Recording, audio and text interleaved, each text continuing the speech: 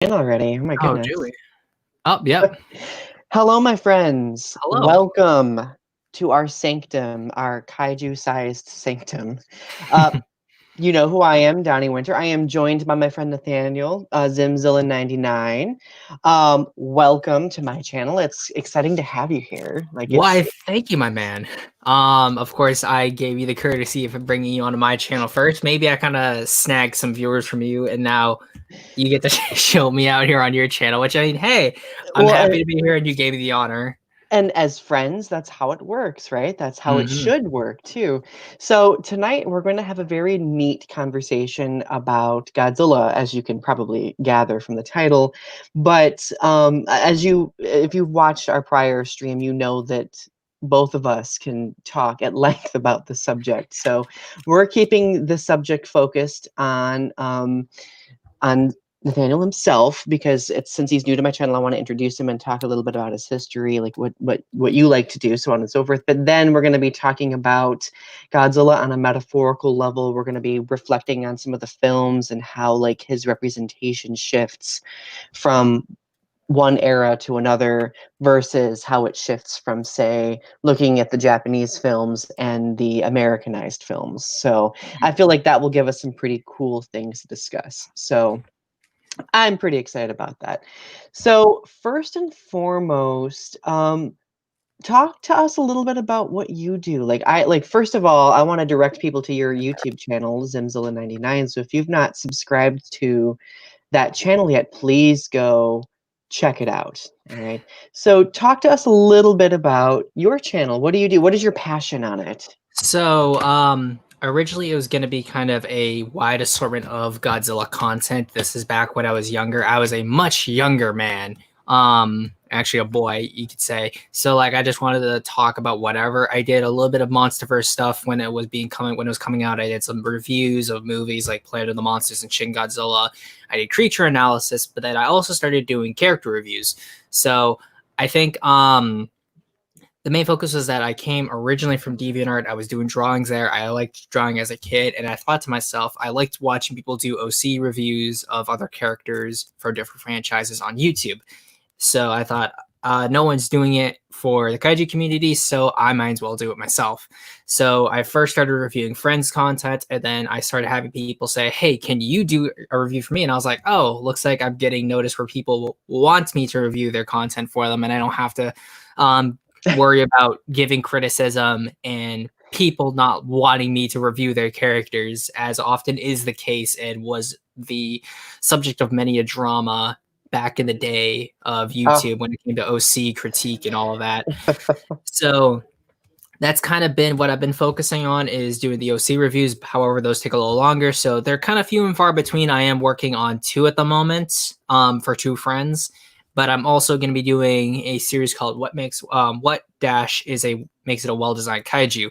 I'm going to be working with the big 3: Godzilla first, Mothra second, and then King Ghidorah finally. Hopefully, those get out next week. I'm going to be working on those this weekend while I'm still working on the OC reviews. So essentially, kaiju design is my main forte. However, I am also a big gamer, as you can see by the 1, 2, 3 Halo things, Doom, and then Destiny up there.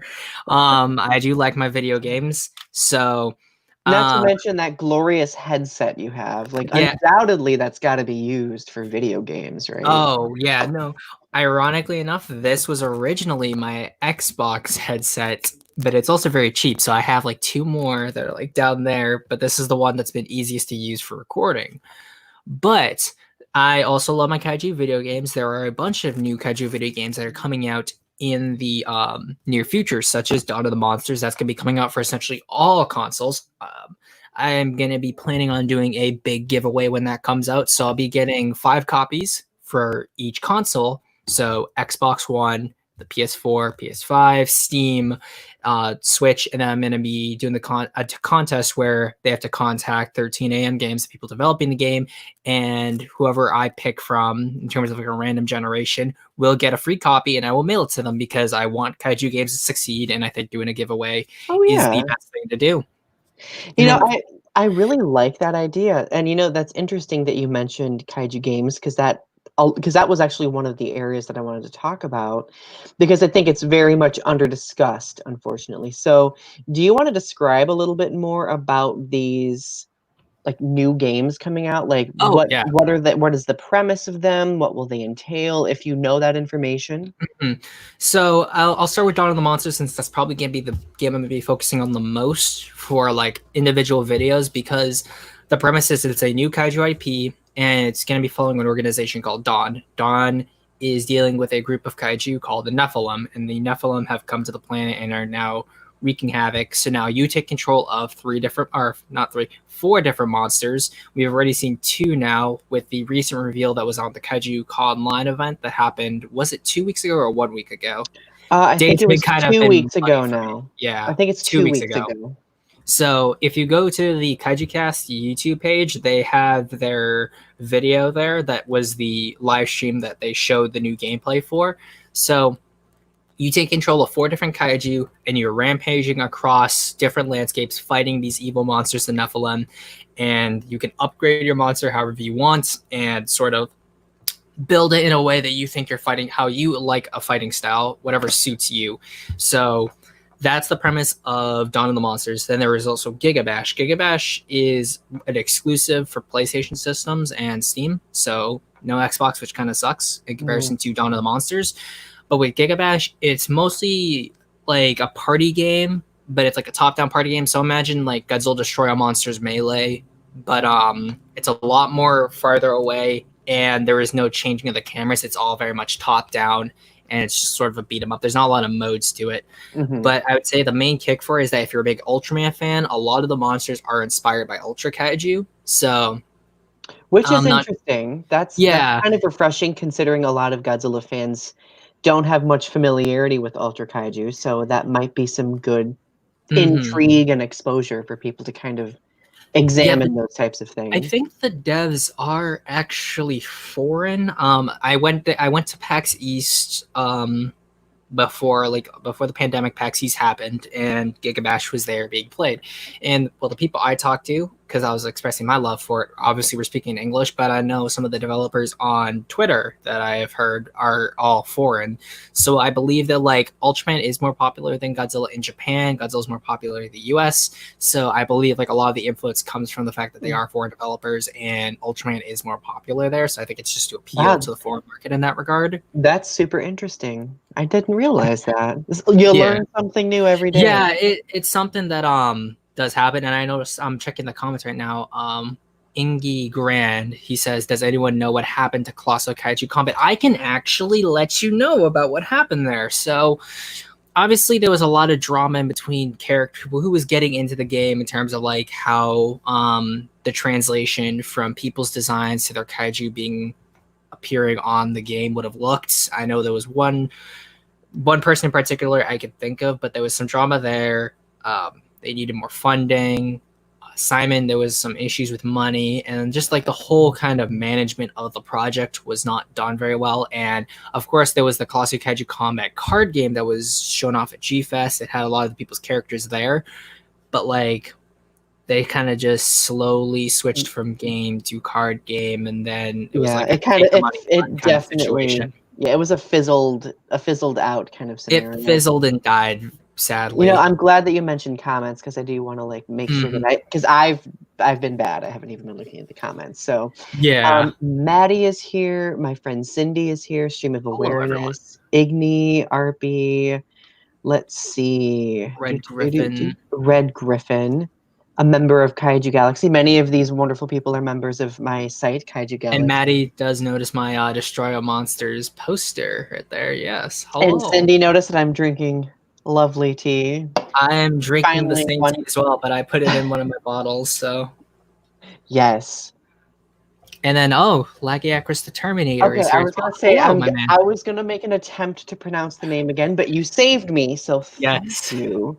Thank you. That's It's welcome. I appreciate you being here as Laggy. This well. is why you need to be Rathalos the Terminator, not Lagiacrus, because Rathalos is a better monster hunter character. Well, I kind of like that it challenges. I like that. Yeah, I like it's that. true. So, looking at the comments, I think I've seen people mention that they've been having some connectivity problems. Mhm. For me, on my end, it's been clear. So I Yeah, it's been clear apologize. for me as well. What I can actually probably do is while we're going through this, I can just have it play through on my iPad. And if I see any issues, I will let you know so that I can say from here because it looks good for me. And Yeah, like because I right have now, it. Yeah, I have it up on my phone as well, and because sometimes like the comments come through faster when I'm on YouTube than it does here on StreamYard. So yeah, there is a. I wish that it's been years since we've done like there's been streaming content like this. I just wish that it could catch up and finally there's like the live feed is actually a live feed and it's not. You're about 30 minutes behind on your comments. Here's another 50 billion more. But isn't it delightful? yeah. But as for more kaiju games, speaking of kaiju combat, Simon Strange in Pipeworks, they a while ago, a fan of mine who was following me because my Dawn of the Monsters content, sent me a link on Twitter and it talked about them doing a possibly new kaiju IP. It's not taking fan made characters, it is apparently going to be their new IP. There's been no talk about it. I haven't heard anything else. I would have said something on my channel if I had, but it's essentially just one tweet, and that's about it. So that might be something that's coming in the future. And then there's also Project G that was shown off, I believe, last year, and it's apparently some sites have said it's like Ant-Man meets Godzilla, but more accurately, it's like Ultraman meets Godzilla in a sense because you get to apparently play as a giant hero and fight giant monsters. So Project G is a thing. Haven't heard anything about that either. I haven't heard anything. I do remember it being introduced though at Yeah, GFest. So hopefully we'll get a little bit more on that here soon. indeed. And Yeah. then in the indie market scene, there is Terror of Hemasaur. I did a video on that. It's like a pixelated rampage style game where you play as these cute little monsters, but the allure of it is that you get to destroy stuff in really unique ways, and there's a lot of dynamic elements to it. Like you can this may sound super morbid, but like you can take I always people do morbid. like if you're playing with two characters, you can grab a civilian and then throw it, and then someone can catch the civilian on fire, and it can hit into helicopters and blow up helicopters and stuff. Like there's really there's really dynamic ways that the environment and your character and his abilities can act within the sphere. So that is very much an interesting game to look at, and the music's very nice. It's that nice, cute retro style. So if you like retro games, check out Terror of Hemasaur. I know there's going to be a beta soon. Just follow him so you can know what's going on with that, and it's on Steam. And then finally, there is Daikaiju Daikason. It's made by Project G. He does the Nogarion stuff. He's a Thai developer. And what he does is that how he makes content or he makes money off the content is that he does commissions for people. And then their commissions will allow your character to get put into the game. So I last month put down my commission to get my character Zogura into the game. So hopefully by the end of July, all of his attacks and stuff will be done, and I will be switching to only 2 video uploads a week, and then I'll try to stream every weekend so that you can see Zogura play through Daikaiju Daikason because he's giving me a redeem code so I can have him on release in the update. And I'll be playing with other people's characters. So I know Kaiju Noir, Draco, his character Draco Azul's in the game. One of my friends, Matt, his Kaiju's in it. So I will hopefully be crossing over with a bunch of people and probably doing streams with them while I either play with or against their characters. Wow, that is really cool. Like as someone who also creates original characters, like I think it would be like such a flattering honor to have one of your characters be turned into something like that. Mhm. So like major kudos. Like that's really, really cool. Yeah, I love it. I love the style. I don't know how he is about showing early reveals and stuff, but I could send you after the stream is over a picture of what my character looks like inside the game because he made the first initial sprite art. He just needs to make all the sprite work for like attacks and stuff because he's still working on that. And Igni actually asked, how much do we have to pay for commissions as kaiju feature in the game? That is a very good question. And what I will do right now is, while you're doing that, I can look that up because I don't remember the specific amount. I want to say 250, but I could be wrong. But the 250, that means that you're getting not only just your regular sprite art, you're getting the advertisement for it, but you're also getting a whole sweep of walk animations, attacks, and all of that.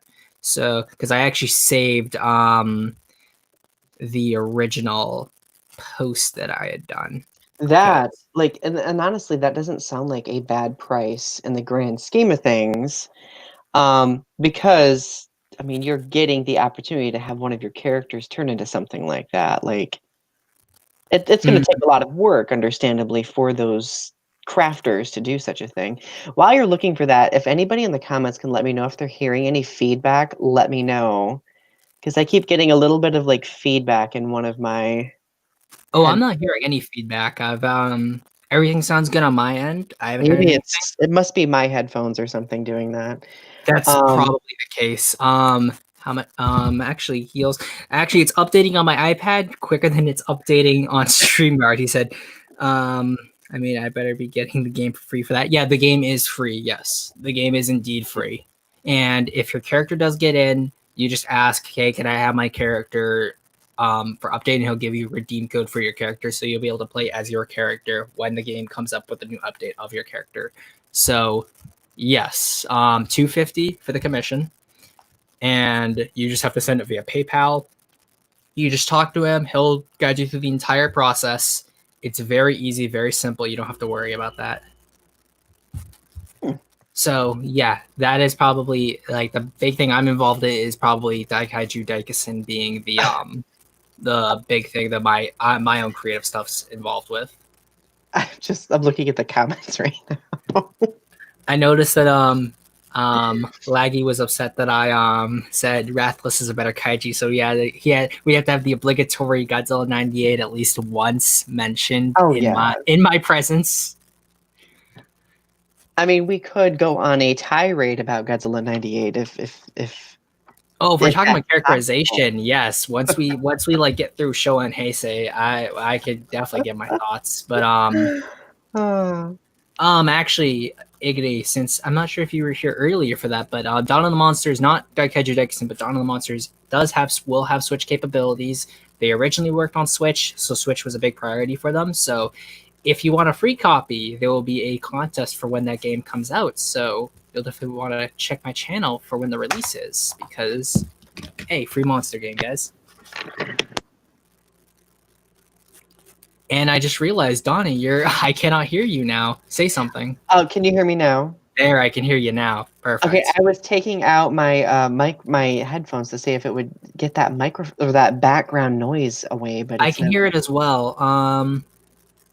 Yeah, it's when I put up the volume a lot, then I can hear the crackling. But okay, so I'm going to mute myself and then unmute myself to see if that does something.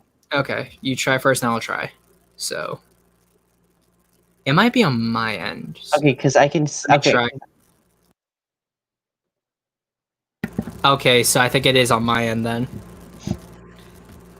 You know, honestly, it wouldn't be fun if there wasn't some sort of like technological blip. What about now? Because I don't hear it now. It's a little bit more muffled now. Huh. It's interesting. I wonder, like, do you have like any other like electronics nearby? Like maybe the closest. My iPad's right there. So I just turned off my iPad. I just turned off my phone. It's about the same. I think what it might be is. Do you hear it now? I don't hear it at all now. No, I don't hear it now. Okay. Well, all right. Like, this happened to me like a couple of weeks ago. I was doing like my one stream with my friend, and there was just like this like weird interference happening, and it happened for like a stint of the episode, but then it went away. So I don't know why that was. That's so weird. StreamYard has some gremlins. Okay. Yeah, gremlins. So, on the topic of Godzilla games, so I think it's very important that we talk about some of the ones that have come out like over the past like 10 to 20 years. Hmm. 20 years, my God. Um, That's like that is literally my life minus 1 year. I gosh, I think about that and I'm just like I am like from the Jurassic period or something. Old. I know. So, let's like do you want to share what your favorite game is that has been released over that time? Ooh, ooh, okay. So that's a really interesting question because you're looking at even over like a 20-year period, there is probably a ton of different game styles that were coming out when it came to Godzilla games. And if we try to go back to like maybe some of the earlier stuff, then you're looking at some entirely different like Godzilla Monster of Monsters for the NES. Oh, we could Um, even go back further if you want to go yeah, back I'd further. say why not even go back further because I would say like that game doesn't even play like its sequel, Godzilla 2, which is essentially like a pixel strategy game. And that doesn't play like Super Godzilla. Super Godzilla didn't play like the tournament fighters, which Godzilla Kaiju Daikasen was one of them. Um, then of course there was some of the ones like Battle Legends, which we never saw in the US. We never saw Kaiju Daikasen in the West either. Um, and then obviously there's the Pipework trilogy. The Pipework trilogy is beautiful. And then there's the Pipework spin-offs, which were Godzilla Domination, and there was the Double Smash for the DS. And then you have the new stuff like Godzilla for the PlayStation 4, Mhm. which that whole game had a rocky launch in and of itself, and content was sparse. There is like I could talk probably an hour about the issues with that game. I don't even own it. Not only was it exclusive to PlayStation, and I didn't have a PS4 at the time. I only got a PS4 later on because I wanted to play Bloodborne.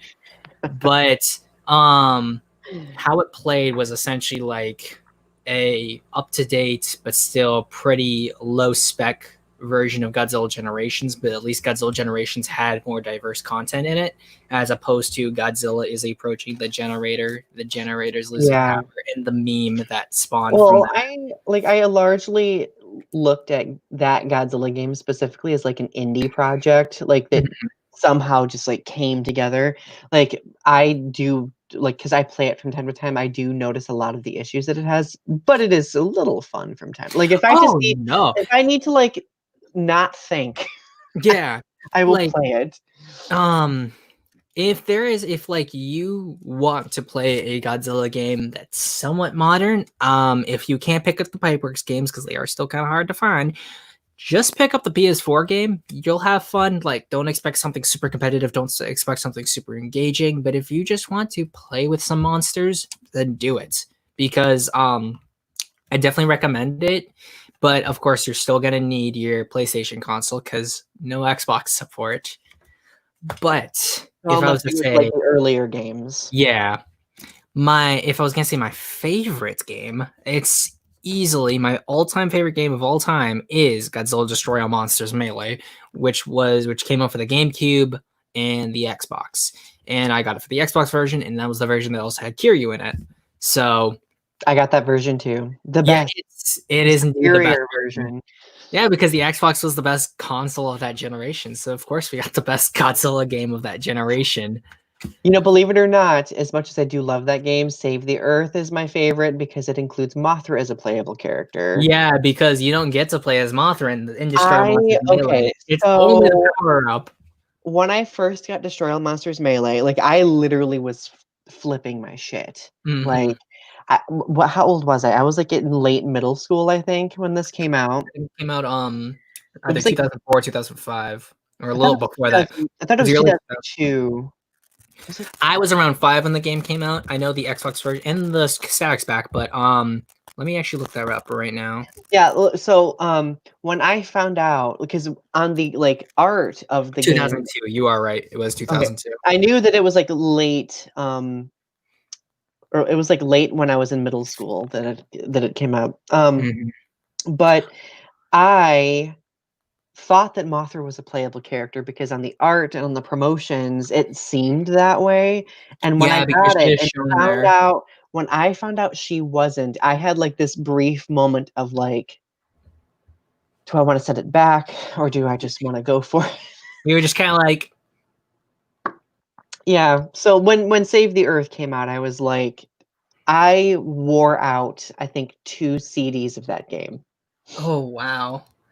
Actually, because it's right here, it's right beside all my other Xbox games. Let me just grab that. My friend Cindy's like, y'all are kids, heart emoji. Yes, We I am. definitely are. I am not even 25, so you're looking at a literal child. But yes, I'm a kid at heart. look at the glory that is these games. Both of the Xbox versions of these games. Literal gold. Like, well, and not to mention the covers of those look so unscuffed and perfect. Because I took care of these. I I actually I I'm do have a jealous. second copy of Save the Earth because one of my dad's friend's kid came over one time and he really liked it. So then we bought another version off of eBay, which was this version, and then we gave to him.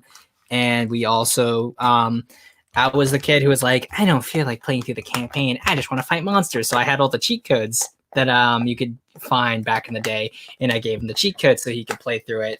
Oh, the cheat codes. I still remember some of them because I use them so much. Oh yeah, no, Um, trust me. Even right here, as you can see, there is inside the game disc itself is indeed probably all of the original Destroy All Monsters cheat codes. yes. Oh, So I was those are the looking on best. Amazon, like Godzilla Save the Earth. If you purchase it from Atari, it's $200. If you purchase it from like Amazon itself, it's $90. I Both think of which extremely expensive. I think we got Save the Earth for like 30 on this. Like the copy we got from my friend's kid was like 30. Like we got it for a very good price because I remember we were looking for it and we're like, that is too expensive. I Ugh. mean, if I were desperate enough, which I almost am, I would probably spend a Mm. pretty penny on it. I do need to get a new Xbox though, so that would also be. Wait, isn't But also, Xbox let's go One? right here. You can see Mothra fighting Space Godzilla. So that was definitely where you were like, yes. Yep. Because even like right here, like this is what you talk about. You could see Mothra's right there in the background, and then even Hedorah's right back there in the Yep. background. So like, yeah. Um, Actually, you did you know that Baragon was supposed to be in Melee originally? Yep. There is source code for him being in that game, and the same could be applied to Biolante as well. Biolante was in Save the Earth, Save and the then they Earth. brought Unleashed.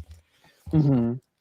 Like, I would have to say, between like those three games, you're looking at Destroy All Monsters Melee, which I believe in terms of mechanics was the best because there was the lower and high block. So like you had the block where you blocked like this, and then you lower your monster crouches down and blocks. The reason I liked that was because they removed it in Save the Earth, and because of that, knockdown attacks were no longer like you can no longer block knockdown attacks, and because of that, you couldn't be as aggressive as you wanted, and you essentially had to break off your attack. You essentially went back into neutral space, and then you have to re-engage your target. Unlike Hmm. Destroy Monsters Melee, where if you blocked low, essentially you could stay as aggressive as you wanted. And I feel that that was better game design, and that people were not being forced to play a certain way because, unlike in Save the Earth, where essentially if you were playing super aggressive, you got punished for it all the time. There was no reason to play super aggressive. Right. Right. Like there are some variations between the two, like that I like more so for one than the other, depending on the situation. Um, but I personally preferred the landscapes, the like battle arenas in the Oh first yeah, game, because I felt like they had a little bit more quality to them, a little bit more character to them. Um, Whereas in Save the Earth, it seemed to be a little bit more generalized, at least from my remembering of it, because it's been a I can while agree since with I that. played it. I would say there was a lot more maps in Save the Earth. Like for example, there were two different versions of Monster Island that you can use that are completely different from each other. While in a lot of cases with the other games, there were three versions of the maps. Like I can remember Los Angeles is a map. There was like Los Angeles 1, 2, 3, and then Monster Island only had one version. I think you could switch between day and night, but you could also do that with Save the Earth as well.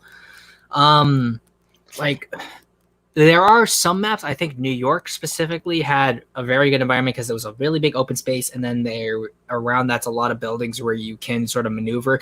I think Save the Earth has some really good maps, but yes, overall, Destroy Monsters I think had the better maps, and I can't say that Destroy Monsters had better characters because there was a lot more quirks that they expanded upon in Save the Earth. Because, for example, if you press the shoulder buttons at the same time, certain monsters will do special actions. For example, Rodan, if you press those, since he can fly, he does this move where he'll jump up into the air, he'll spin around, and then you essentially can move out of attacks really quickly.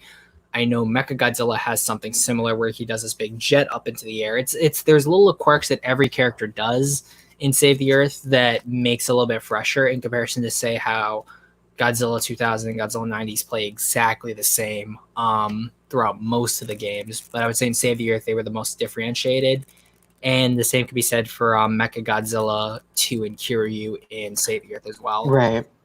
So let's transition and talk a little bit more about Godzilla Unleashed. Did you ever get a chance to play that one? I do not have Unleash's box with me. That is downstairs, even though my Wii is up here with me. But I do have Unleashed. Unleashed was a game I followed a lot when I was a kid. That was one that and Save the Earth I followed the development for because I was way too young to have followed Destroy Monsters development. But I remember back when we only had Godzilla, Kiryu, Gigan, and I forget who the final character was, but they were only had four characters there on their website, and you could see like a small little animation of them. And every time they announced a new character, their model would be there, their little action would be there. They'd have some information for you. I remember that too. And then I also remember when they on Toho Kingdom, when Toho Kingdom was showing, oh, these are all the monsters that could get in, and then you would see who got rejected and who stayed in. Like I remember, I'm gonna have to mention 98 again. I remember I saw Zilla was on there. I was like, no, hell no. Yeah, exactly. Hell no. I remember this was a little bit after Final War, so I was really hoping Monster X would be there. I was like, yes. Please get Monster X in there. Monster X Cascadora didn't get in there. Biolante got in there. I was super stoked. Oh god, I literally peed myself over that. Because I was not expecting Biolante to be there because it was sort of like the Ridley debate in Smash Bros. Where it's like, oh, Ridley's too big. Biolante is really big. And even in that game, she's really big too. So. Oh yeah. Like I thought the dynamics in the game were super interesting. Like I really, like it was very much different than Save the Earth, and I think it's because it was on a different console. Yeah, it was a different console, but like it took some time getting used to that. Yeah, the thing was that if you wanted to play a more traditional version of Unleashed, you could have gotten it for the PS2, because in the PS2 version there was a lot of differences with it. Namely, Batra was in the game as a playable character on the PlayStation version, but not on the Wii version. Gigan was the Showa version, not the Millennium version. Godzilla 54 was not in the game. I want to say Biolante was in the game, but I do believe Biolante was in both versions. But there was a few characters who were missing from both versions. But the main difference is, I remember when it came to characters, was Gigan was Showa in the old version, and we didn't get Batra for the Wii version. Mm-hmm. But that game plays a lot like Save the Earth, and that's a single health bar, and it's not sort of like health bars. The best thing I could compare it to would be Dragon Ball, the Budokai games, how once you beat a character, bring his health bar all the way down, you have a new bar and you have to get all his bars down to kill him. Mm-hmm. The games play very similar in that regard. Interesting. Yeah. Like I remember being super disappointed about the lack of Batra in the Wii. I mean, don't get me wrong, like I was excited to have Biolante, but and I think also that the Wii version had Varan in it. Varan was in it, yeah. Titanosaurus was in it. I think Titana was in the PS2 version, I believe, and I think Varan was as well. There was a few characters they did add. Actually, I think it was Showa Mechagodzilla wasn't in the PS2 version, but he was in the Wii version. Okay. So like there was a lot of small differences, and that the whole development of that game, this aside from the stuff that we got to see on the daily as Godzilla fans, was super hectic. I don't even think there are rumors that they didn't really want to do another game, but they kind of felt like they owed it to the fans and that it was doing somewhat well for them. So they were like, let's throw out another one. And of course, there was a lot of the marketing. Like for the Wii specifically, just the Wii version. Like, you remember like some of the commercials where they had like the people playing it and they had like cardboard boxes they were throwing at each other. And I Yeah. know there at the end of the commercial, so there's one chick's playing as Orga, and she like grabs her friend and throws him across the room. I remember that. It was amazing. That was such a funny commercial. Um, You know, and then interestingly, oh, go ahead. oh no, I was gonna say it was like, and then of course there was Double Smash for the DS, and essentially after that we did not see any other Godzilla games for a while. Yeah, it was a long time. Like I remember recently actually there was some sort of like movement to get Them um remastered. them remastered, and I don't think there was any headway with that, despite a lot of like fans Yeah, voicing themselves. I think the issue with the remasters for that was that you're looking at the fact that Pipeworks wasn't really doing anything. I think Atari went under, so there wasn't a lot of like the studio wasn't still there, and because of that, they couldn't really be like, okay, we'll head the project again and we'll work on doing remasters for it. Not to mention, because these are licensed characters and they did not have the license for them, you're gonna have to get a license for all of those monsters again. And Godzilla himself, just Godzilla, is a pretty penny for a crossover or like Oh any yeah, licensing stuff. So it would I be think a that was very a big sizable issue, yeah. investment. And I think even if the people wanted it, it would still like. I think even just the fans wanting it would not be enough to satisfy the financial investment getting Right. all of those monster rights again. Now, like, it would have been wiser of them to do it around when Godzilla King of the Monsters came out, because I feel like there would have been much more demand. But like, if it were now, I don't think it would be a very lucrative decision for them. Sadly, like it's taken me Yeah. a lot to admit to that, but I remember this is back when I was the first time I saw my girlfriend. This was like right after King of the Monsters had come out, and E3 was around here at the time because this was during the summer. And I remember there was rumors that Arc System Work was gonna be making a Godzilla game. Are you familiar with Arc System Works, by the I've way? heard of it. Okay, so I will educate you and the people in chat who don't know. Arc Perfect. System Works does the Guilty Gear series, and they also do the Dragon Ball Fighters. Those are two very popular fighting games. They are super well polished. Guilty Gear has one of the best tutorial modes for any fighting game. It is super deep. They have a lot of characters. How they design fighting games and like their sort of like their specific style is something a lot of people want. And for me personally, I was like, we're getting in Arc System Works Godzilla. Oh my god. I was so happy. But then like I was like, I think we would have heard about this a while ago. Like Arc System Works would have teased it on their Twitter or something. And then I saw the roster and I was like, Mechanic Kong's gonna be in this game? I don't think so. I don't think we're getting Mechanic Kong in this game. Yeah. That And is then interesting. like I don't even think I think Gigan wasn't even on the list. I know Zilla was on the list, but that's neither here nor there. But Who? like Zilla, yeah. Muto Prime was on there, and I was like, I don't think we're gonna get the Muto Prime for like any game since no one's really gonna know about that. Shinamura was also on there, which was the antagonist from Godzilla Awakening, which was the first 2014 graphic novel. And I was like, that's going to be super hard to implement. And I don't know how that's going to work. God, I forgot about that graphic novel. Yeah. No, it. actually, a few days ago, this is another tangent inside a tangent. We love those. That's what we're about. Exactly. But I like obviously since everything's opening up again because we're slowly returning to normal. I went to the Barnes and Noble. I was like, okay, I really like supporting the Barnes and Noble. I talk to the employees there pretty often because I really like supporting brick and mortar bookstores. I love the atmosphere of Barnes and Noble, so I went over there and I wasn't planning on buying anything. However, I just got my paycheck from work and I was like, I could probably buy something. I go up there and originally, like last year, I picked up volume 2 of Godzilla Rulers of Earth, the big graphic novel that everyone loves. And back then I had asked, okay, so what about volume 1? Were you ever getting a volume 1? And they were like, nope, sorry, it's out of print. And I'm like, dang it. And I went over to Newberry Comics in Boston and other Newberry Comics across the state that I felt I could go to for a reasonable time, and they were like, "Oh, it's out of print. We're never getting it." And I'm like, "Dang it!" And then finally, it was, and then I go over there. I'm like, "Okay, let's see if they still have any more of the Godzilla Aftershock comics because I still need to pick up Aftershock. I haven't bought it, but I have read it extensively." And I see Godzilla Rules of Earth up there. I'm like, "Oh, is it still just the one more volume 2 that's still up there?" And I'm like, "Wait a second, that looks like a different cover." I'm like, "No way." And I'm like, "Oh my gosh, and it's then volume 1." The stars aligned. Yeah, the stars aligned, and volume 1 was there, and Kingdom of Monsters was there as well, which was the comic series that they did before Godzilla Ongoing and before Rules of Earth, but they all share continuity, despite like a lot of weird things going on in those first 2 comics. So that is still there. Hopefully that's still there. I plan to go there tomorrow, and if it's not there, I'm gonna cry probably because I was like, I'll wait a week.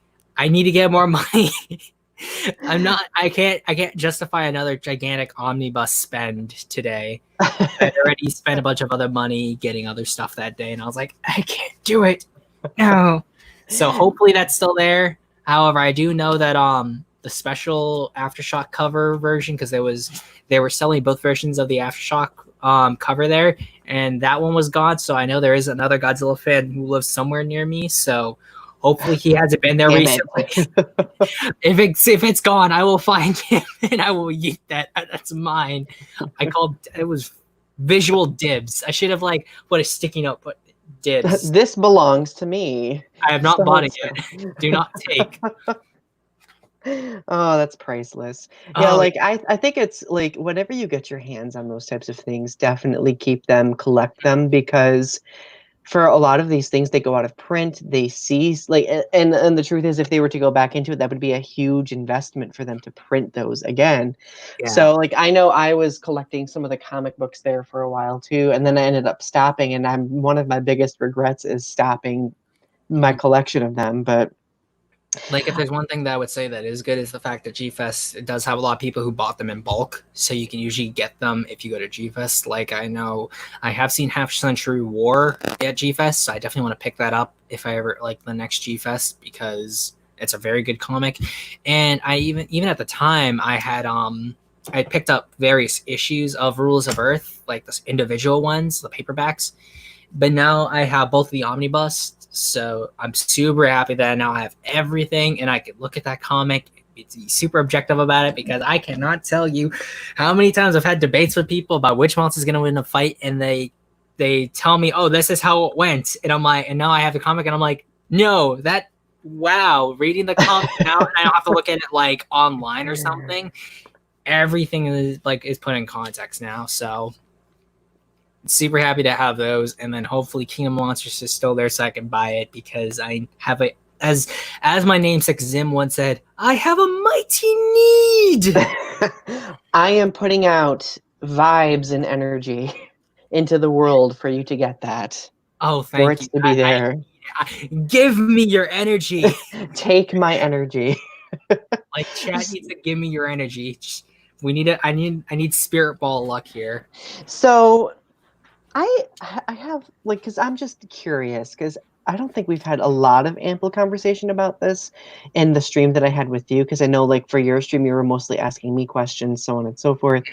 But when it comes to characters in the Godzilla franchise, what ones are the most significant to you and why? Like, regarding the kaiju, we're focusing on the kaiju at the moment. Oh, okay. So just the kaiju, because I was saying characters, I'm like, ooh, that's the next question. Okay, so damn it. Now I'm gonna have to. Now you can mentally prepare for that. I have to mentally prepare for that, because there's a lot of characters that I really like in the series that are very widespread. But as for kaiju characters, so you're looking at usually 3 different types of characters. You're looking at Godzilla. Godzilla's like a character in and of itself, and his character changes throughout a lot of the movies generally.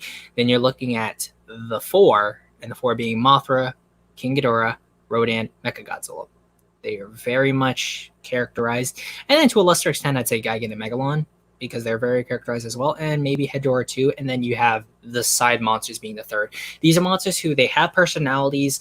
They aren't necessarily expressed the most within the films they've appeared in or other films they have starred in, but their characters have evolved and sort of been canonized through separate material like Rules of Earth. So I would say my favorites being probably Gigan, because I would say like when you're kind of just a happy boy and you do something well with yourself, you just kind of gotta do a jig with yourself. And like despite the fact that he's always the first to kind of just yeet out of a situation, he's a bro. He sees Megalon, he gives a little high five Oh there. yeah. Well, not to mention Gigan was the first opponent to make Godzilla bleed.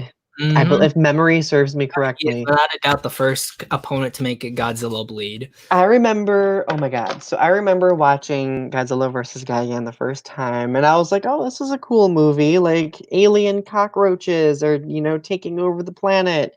There's a giant tower that blasts laser beams. Like, what kid wouldn't enjoy that? And then suddenly, during the battle, like, Gigan comes out and, like, literally makes Godzilla just, like, gush. Yeah, just And like right then there on the shoulder. saw blades in Garrus's face. I was just like, Hey, let's think about this. And Garrus deserved that. He ran in there. Gaggy was like, hey, stand your ground. yeah, Do not run. And like Garrus is like, I'm gonna run into that. as much as we all love Anguirus, I think we can agree that he's not the sharpest tool. He is definitely Definitely he's a was lucky boy. he was the cannon fodder for a while, and I feel bad for that because I do appreciate him, Yeah. But yeah, like I do enjoy Gigan as well. So I mean, we have the Showa version of Gigan. How did you feel when Gigan came back in Godzilla Final Wars? Okay, so like I'm not sure if this is just like my boomer tendencies coming out, and like I love Gigan's 72 design. My boomer tendency. I love his 72 design. Like Sorry, that broke me for a second.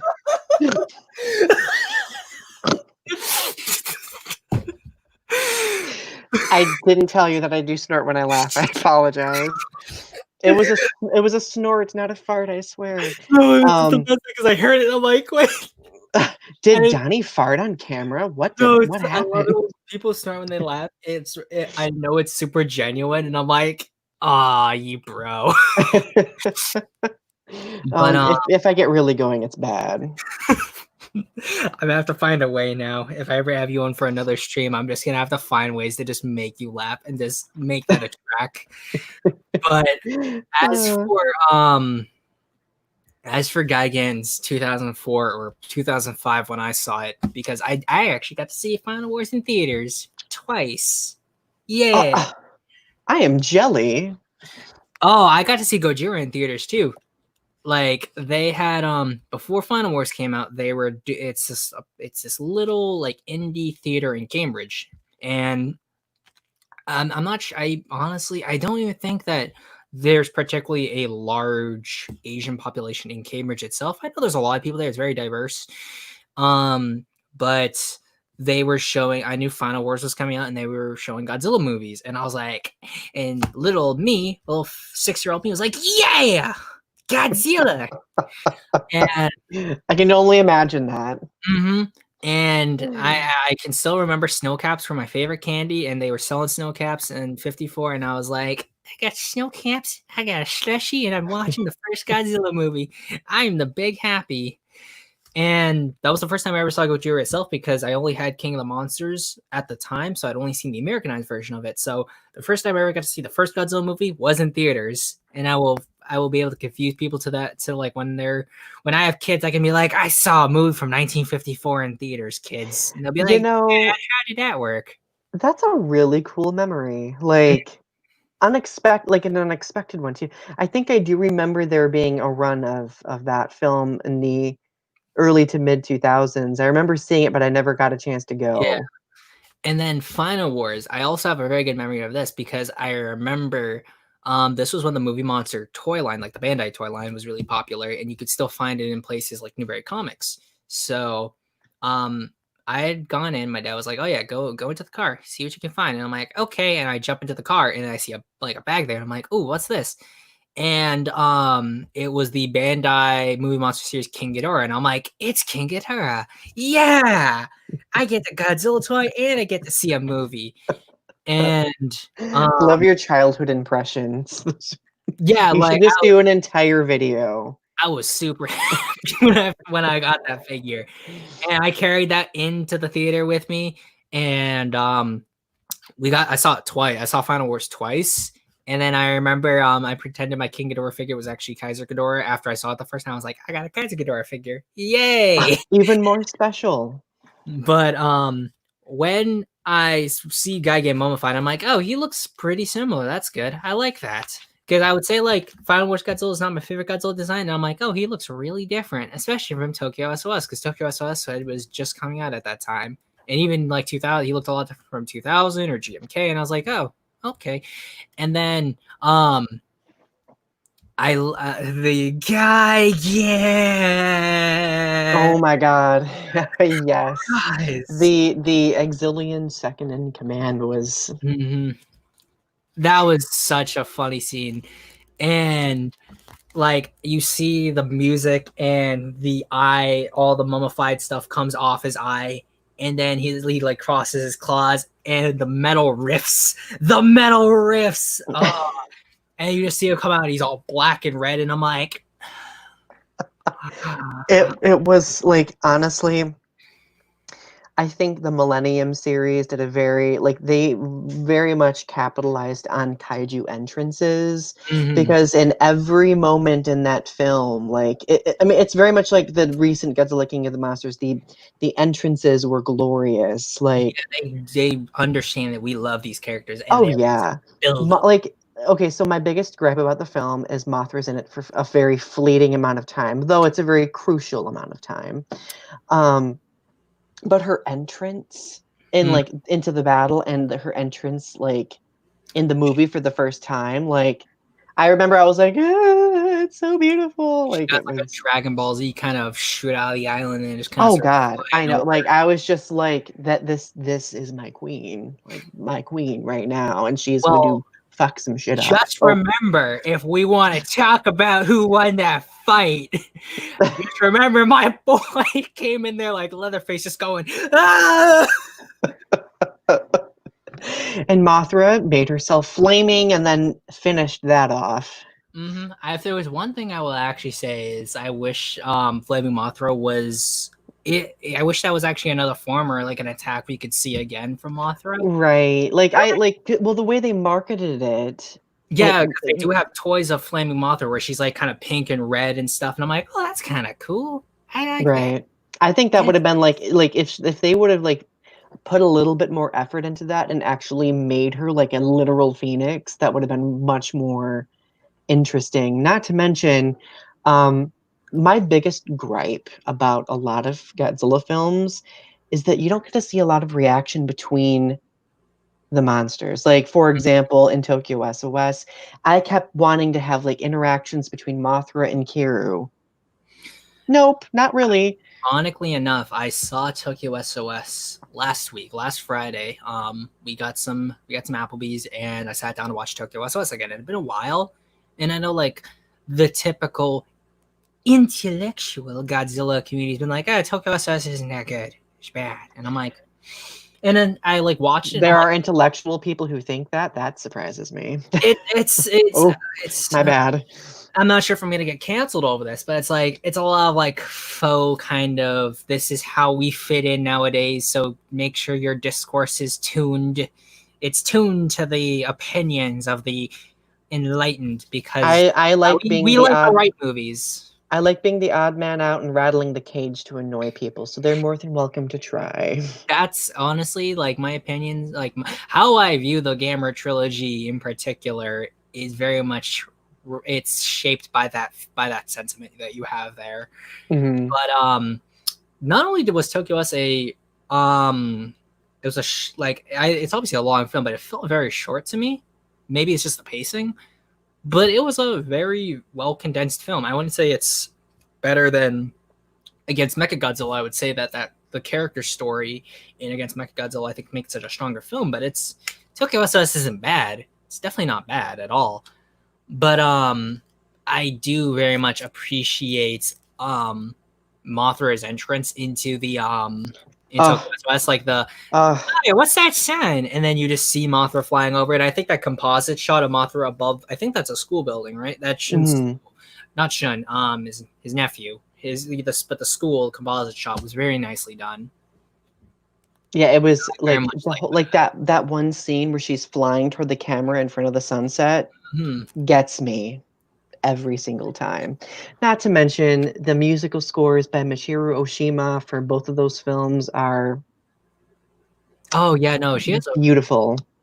I would love to have seen like more Kiryu Saga films with like her music and like seeing her Oh try to yeah. like update, not updated, but just new themes for some of the characters who appear in that universe technically. So Like what I really valued about those two movies is that they did kind of world build, but they connected back to the original Godzilla film and the original Mothra film, and War of Gargantuas. King Kong Escapes technically. King Kong Hmm. Escapes technically takes place because Gorosaurus is canon to that timeline, and then Space Amoeba's canon. I think Like Dover. it did a wonderful job building those connections, and we hadn't seen that since the Heisei era. So that was like really, it was very cathartic for me. Not to mention, I feel like for those two films, they do a very well thought job on their human characters. I know Alyssa and I on our stream, we were talking about Akane as a character and why she was so interesting in Godzilla against Mechagodzilla and so on and so forth. So, um, I will wonderful actually say, characters. since you mentioned Akane, a lot of people say Shun is not as good a character as Akane, and I think that it can be argued that he doesn't have as great an arc as Akane does, but I think Akane very much is the typical kind of protagonist, especially in like a Japanese film sense. She's very much like an anime protagonist in that regard, and a lot of stuff from that trilogy or not trilogy, that duology take from anime. But I think Shun as a character, he is not like the tragic hero. He is very much just a civilian in Tokyo SOS. He is just a person who's working on. Was it was it Shun or was it Yoshi? I can't remember. Like Um, Chujo, Chujo. Oh, yeah. Chujo. Why am I saying Shun is his nephew? Yeah, I They're will. all related. I think that's what Yeah, makes it confusing. yeah, Chujo. I think Chujo is just he's not the Top Gun pilot because his rival Akiba is that, as well as Asuza are both kind of, they are more similar to Akane in terms of their role in the universe as opposed to Chujo. And I think that it's very interesting to see a character who, in a traditional action movie sense, it would not be the main character. He would be a side character, but he's allowed to be the hero. Like, he's not the fighter pilot. He's not the, and they even say that in the film, but he's the mechanic. And it's his expertise with Mechagodzilla and his passion for Mechagodzilla that causes Mechagodzilla to bring Mechagodzilla back. And I would say that like this also does a good job because I think the best characterized character, the best character in the entire Godzilla series when it comes to kaiju is Godzilla 54. Because I've been planning for this because I knew we are going to talk about kaiju characters. Godzilla 54 is super interesting because there are at least 4 different versions of him being characterized. There is the original 54 on his own, then there is Godzilla versus Megaguirus, because canonically that is the same Godzilla from 54. There's just retconning of the events of Godzilla 54. Then there is GMK Godzilla. It's still Godzilla 54, just resurrected from the dead. And then you have Kiryu. Even though technically it's Mechagodzilla, you could say, oh, it's not Godzilla, it's Mechagodzilla. But no, it's the bones of 54 Godzilla, Yeah, and it's still the what soul shines of through the is 54 original. Godzilla. But I'd say like that final sequence where you see Mechagodzilla refuse the order to kill Godzilla and then fly out to sea, and they're like, and then Chujo's like, oh yeah, I'll die with Mechagodzilla. I'm cool with that. Um Not only does Mechagodzilla work with the humans to get Chujo out of him, but he also has the Sayonara Yoshihito on it, and because of that, and then Chujo obviously lets go, and Mechagodzilla plummets in the ocean. He did not. Mechagodzilla could have chosen to let Chujo die with him, but he not only he overtly rotates himself to allow Chujo to get out of there, says goodbye to him, and then plummets into the ocean. Because not only do you see the rocket propulsion rev up, and you see him put the coils around Godzilla, and he like shoots into the ocean. I think that it's the most characterized we've seen of this character, a character who was in, if you read external material, saw its entire family die. It get horribly mutilated because of Yeah, because but Cindy just said Kira was so tragic, and extremely tragic. Again, losing your family, being completely mutilated, and then of course, who Godzilla targets is not necessarily the right people to target in terms of his aggression in 54. And then at the end, he's just kind of peacefully chilling on the seafloor, and then he dies in a horribly painful manner. Like you're getting liquefied down to like your cells and atoms. And not only you're not allowed to die, the same nation who killed you bring you back, and now you have to fight your successor. And then according to the director, their own little headcanon, this wasn't overtly stated in the film, but the new Godzilla is apparently the offspring of the original 54 Godzilla. So not only were you killed by these people, you were now brought back to life, and now you have to fight your son and kill your son. So yeah. Like the beautiful thing about those films is all of the kaiju had intent, motivation, and all of that. And whereas in prior films it wasn't as apparent. Like, I mean, I know I've mentioned this before. Like Mothra in that film has a lot of motivation and intent. She literally makes it known that she is a force, and she threatens and says, "Hey, if you interfere with the dead, I will take action." And it won't be pretty. We were And raised so, like, to have that threat looming over, and then having the threat of Godzilla looming at the same time, and then the threat of actually basically, I'm going to say, taking advantage of something that is supposed to be resting and dead. Like, it really brings a lot of interesting themes of like human integrity into that film. I think that's why a lot of like intellectual fans don't like that, because it goes more so into like the spiritual realm of things. Yeah. But see, what upsets me, these same people who will say that about Tokyo West will look at Godzilla, Mothra, King Ghidorah, All Out Attack and be like, it's the best thing since sliced bread. I think that What about that spiritual undertone? I think it's a lot. I think a lot of it is to the fact that like it depends on. I'm probably gonna get canceled maybe for the things I say on this stream, but I'll always have your back, my friend. the thing with GMK is I think a lot of it comes down to the material being, oh yeah, Japan has a pretty sore issue with it's with coming to grips with like some of the things it did in World War II.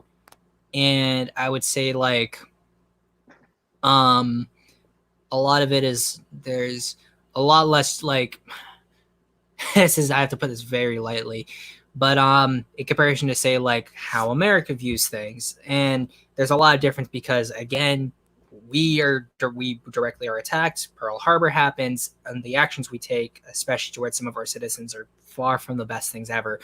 But you can understand that what we did was directly because of what happened, because of direct aggression towards us when we weren't directly fighting them. And versus the events that happened in China and Korea. And those were not acts of defense. Those were overt acts of aggression by Japan. And a lot of things that happened, and a lot of things we know happened, and we have pictures of what happened, are not good. And Godzilla, and not to mention a lot of them are under discussed too. Yeah. And you see that Godzilla what represents though like the unspoken like atrocities of World War II. And I think that a lot of people like to praise that, be like, well, this is now bringing Godzilla back into the horror sense of things, and he's attacking, and there's a lot of significance for it. And it's like, well, it's not even like you could say Godzilla is attacking the people like directly responsible or choosing to sweep this under the rug. This is now Godzilla's indiscriminately killing a lot of people, which I think helps the film because it brings a lot of sympathy to the people of Japan but it also gives a good lesson. So I think that's one of the big reasons why people like GMK so much, as opposed to, say, Tokyo West to West, where it's less about direct events or topics that are being discussed in Japan and more of a concept to discuss, which I think I like that. However, I think my big pet peeve is that people say, "Oh, Tokyo SOS doesn't discuss things," but then they'll be like, "But the anime trilogy and its themes, guys." Right. Because I mean, just Oh yeah, don't even get me started on that. the anime trilogy, it doesn't really tackle anything specifically prevalent or dire to Japan or something that's going on with Japan at the moment. It just tackles themes and themes, Well, guys. it's such a drastic reinvention that there is little context filling the audience's understanding of what happens from point A to point W, you know, because it takes place so far in the future. Man. But And yeah, like of course, it's just I have my so feelings about it. human characters. Oh my goodness! So there was a ton of human characters I really like, and some of them are for like very hilarious reasons, and then some of them are like I really generally like these characters. For example, Katagiri from Godzilla 2000. I think that him being the stereotypical kind of antagonist, not villain, antagonist.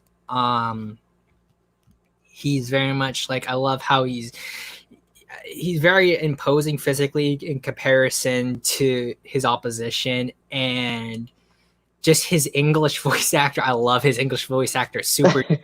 And the ending, Godzilla. Like I love his death, like it's so dramatic. It's the so, brass balls on that man. Just like he's like, not only does he just stand there and he just lights a cigarette and he's like, I've never seen Godzilla this close before. And like, it's not even like he's afraid when Godzilla just slams his hand in there. He's like, oh wow. And it's just, I love his character. He's so fun to watch. Such a fun character. oh, agreed. But So, looking at the comments really quickly, I did want to backtrack on this. Igni says, I think most intellectual fans miss the point that Mothra herself is meant to establish a more supernatural aspect to whatever canon she's in. Godzilla is soft sci-fi, more fantasy. I do know that that is one thing that does make a lot of people uncomfortable about Mothra specifically, too, like the fact that she's such a contrast, so you like, know. that's actually interesting. You might actually just put in the comment back up there so we can just keep it there. Yeah, sure. So, I think that this is something I've been thinking about for a little while. The idea of Godzilla being soft sci-fi. So, at its core, excuse me, the idea of a giant radioactive dinosaur is the farthest thing from hard sci-fi as you can get. The Atomic Age definitely had a lot of sci-fi elements that have not stood the test of time. So I believe Hmm. that Godzilla shouldn't necessarily be hard sci-fi. It shouldn't try to be hard sci-fi. And I think that also extends into the idea that I don't think Godzilla should be quote unquote realistic, because making Godzilla more realistic and more quote unquote hard sci-fi ruins a lot of the unique aspects of the franchise. And I think the trying to the pushback, I think, comes from a lot of people who are outside the fan base itself. Like, I know a lot of people in the paleo community don't like the fact that Godzilla is a late surviving dinosaur because blah blah conspiracy theories, not real science. It turns me off raw. And at that point, it's like, when does fiction? If you want science to be as plausible as possible, I would say don't look at sci-fi, don't read fantasy, just watch character studies and look at stuff that are completely realistic or trying to be realistic, because there is a point to where sci-fi is still fiction, and there are the very nebulous points to where you're crossing over from soft sci-fi into sci-fi into hard sci-fi, and I think people just need to leave it alone. And especially if you don't really consider yourself a fan, not to gatekeep, but if you feel that your opinion and you don't consider yourself a fan or someone who consumes a lot of this material, and you feel that your precedent should be the one that all of us who are fans who love the series should be agreeing with or should take, then I would say no, stop. Oh, No. agreed completely.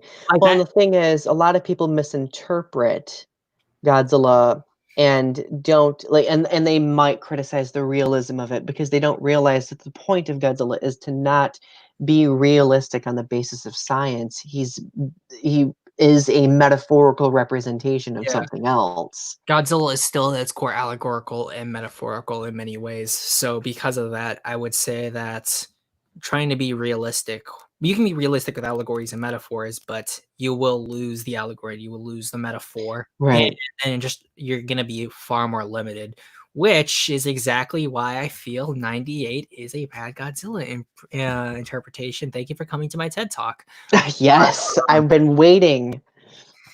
I like, for example, not to tangent off in the 98 because I don't want to keep going back to this anytime someone brings me on a stream, but some people say that, well, humanity's taking responsibility for Godzilla in that film, and I would say no, they're not really taking responsibility for Godzilla. Godzilla 98 is the equivalent of a large animal coming into your house, and you're not going to want something like that in your house. It's going to cause damage. It may not even be overtly aggressive towards you, but you don't want that in your house. That's not good for you. Oh Like no, and you had Bill.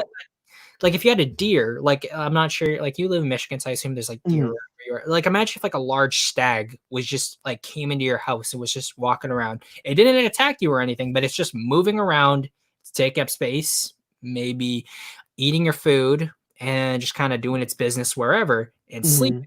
It's not hurting you, but you don't want it there. The same thing can be applied to 98. And it's not overtly killing people, it's not hunting them. It's just walking around and it's eating fish. And I think that people also say like, oh, well, because Godzilla is not overtly aggressive, that makes his death more tragic. It's like, well, no, it's necessary to remove Godzilla from the equation in that sense. How is Godzilla not aggressive? Like, Or because Zilla, I mean. Zilla's not aggressive because he's not overtly like trying to break buildings. He's not setting things on fire with an atomic breath. The only time he acts aggressive to fans of the film is when he's attacked first. Well, I just think that's an interesting point because if we look at other Godzilla films, there have been instances where one could argue that Godzilla isn't intending to be destructive. He's just moving from point A to point B. And if there's a city in the way, there's a city in the way. Exactly. And I would say going back to Tokyo was us, the only reason Godzilla was there in the first place is because Mecha Godzilla is there. Yeah, Like he he's was drawn. really taking a beeline there. And then in the case of GMK, well, that time he's overtly being hostile, and the forces that have brought him back are directly causing him to move in that way. With 2000 is again just going after energy sources, but he's also causing a lot of destruction. And at the end, he causes a lot of destruction too. But in conclusion, I feel that, to make a long tangent short, realism ruins the unique aspects of Godzilla. You can have a more sci-fi Godzilla series, but don't try to make it grounded or realistic because Well, and then, yeah, the realism would completely disempower the metaphorical significance of the character. And exactly. like, now don't get me wrong, like I think it's interesting to put in some like story points that might clarify certain things, but like writers have to be extra careful with what liberty they take. I mean, if we look at the new, like if we look at Godzilla King of the Monsters, for example, the latest film, like Toho was very adamant about how they wanted their characters used because they've been established for years and years and years.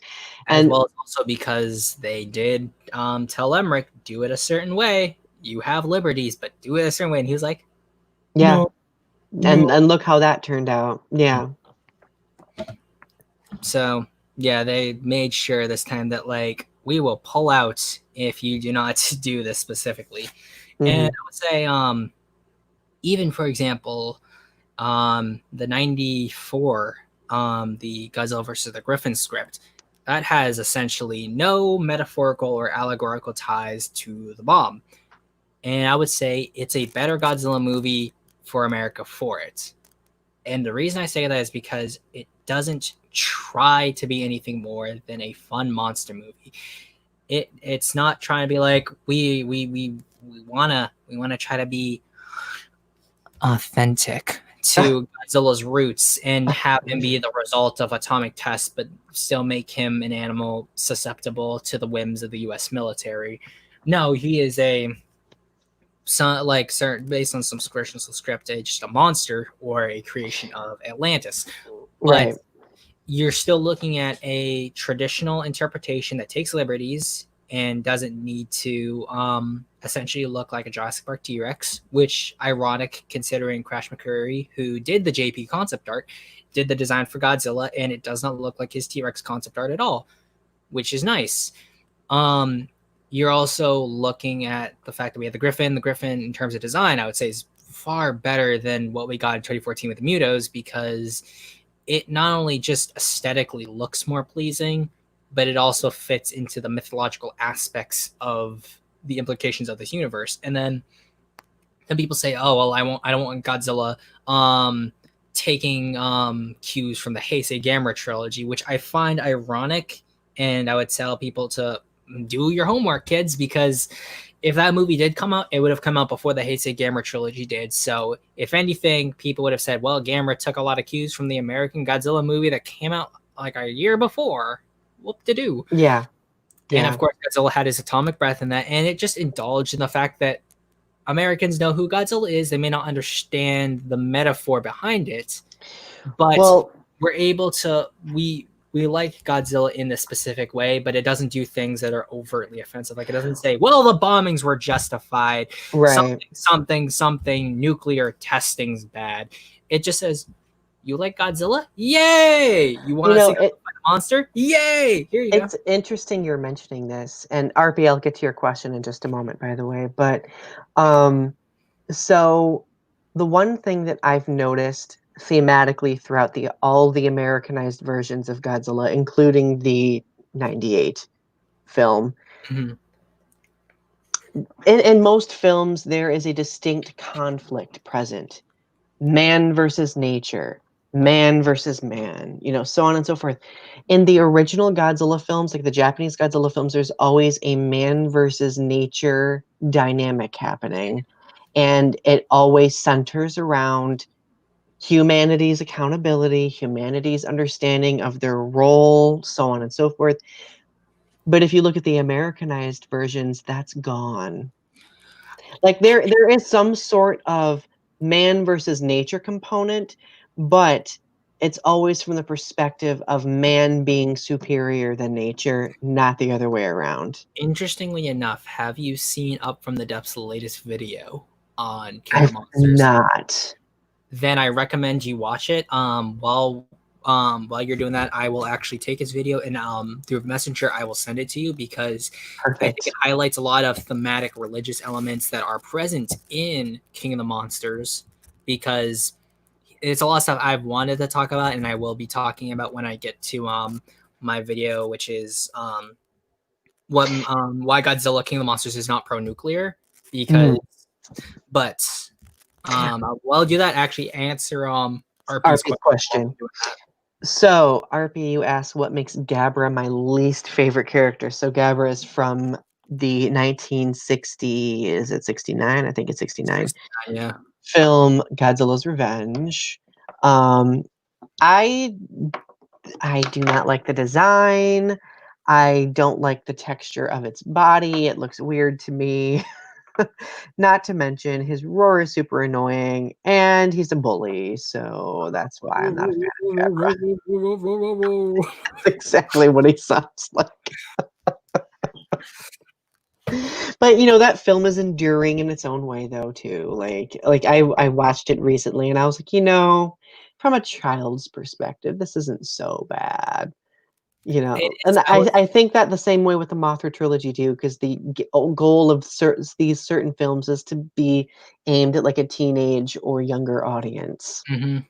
I will have to say though that um, what's it called? All Monsters Attack came out before Gigan and Hedorah, but I would have to say Godzilla versus Gabra, like the little bit of that fight we see, I feel is it has clearer picture quality, and some of its shot composition I would say is better than Gigan, even though I really love Godzilla versus Gigan, and not as much as Hedorah. I think Hedorah is very unique in that aspect, but it's very very well shot. And like the new footage in All Monsters Attack is pretty good. Like the quality is not bad. It's just you're dealing with a lot of stock footage, and that is a hurdle a lot of You can people see have the to get contrast. over. And Hmm. like just to sort of like close read into that fight, um, when Gabara gets up and he's just sort of trying to push Godzilla around, but like almost instantaneously, Godzilla like throws him to the ground and just starts pummeling him.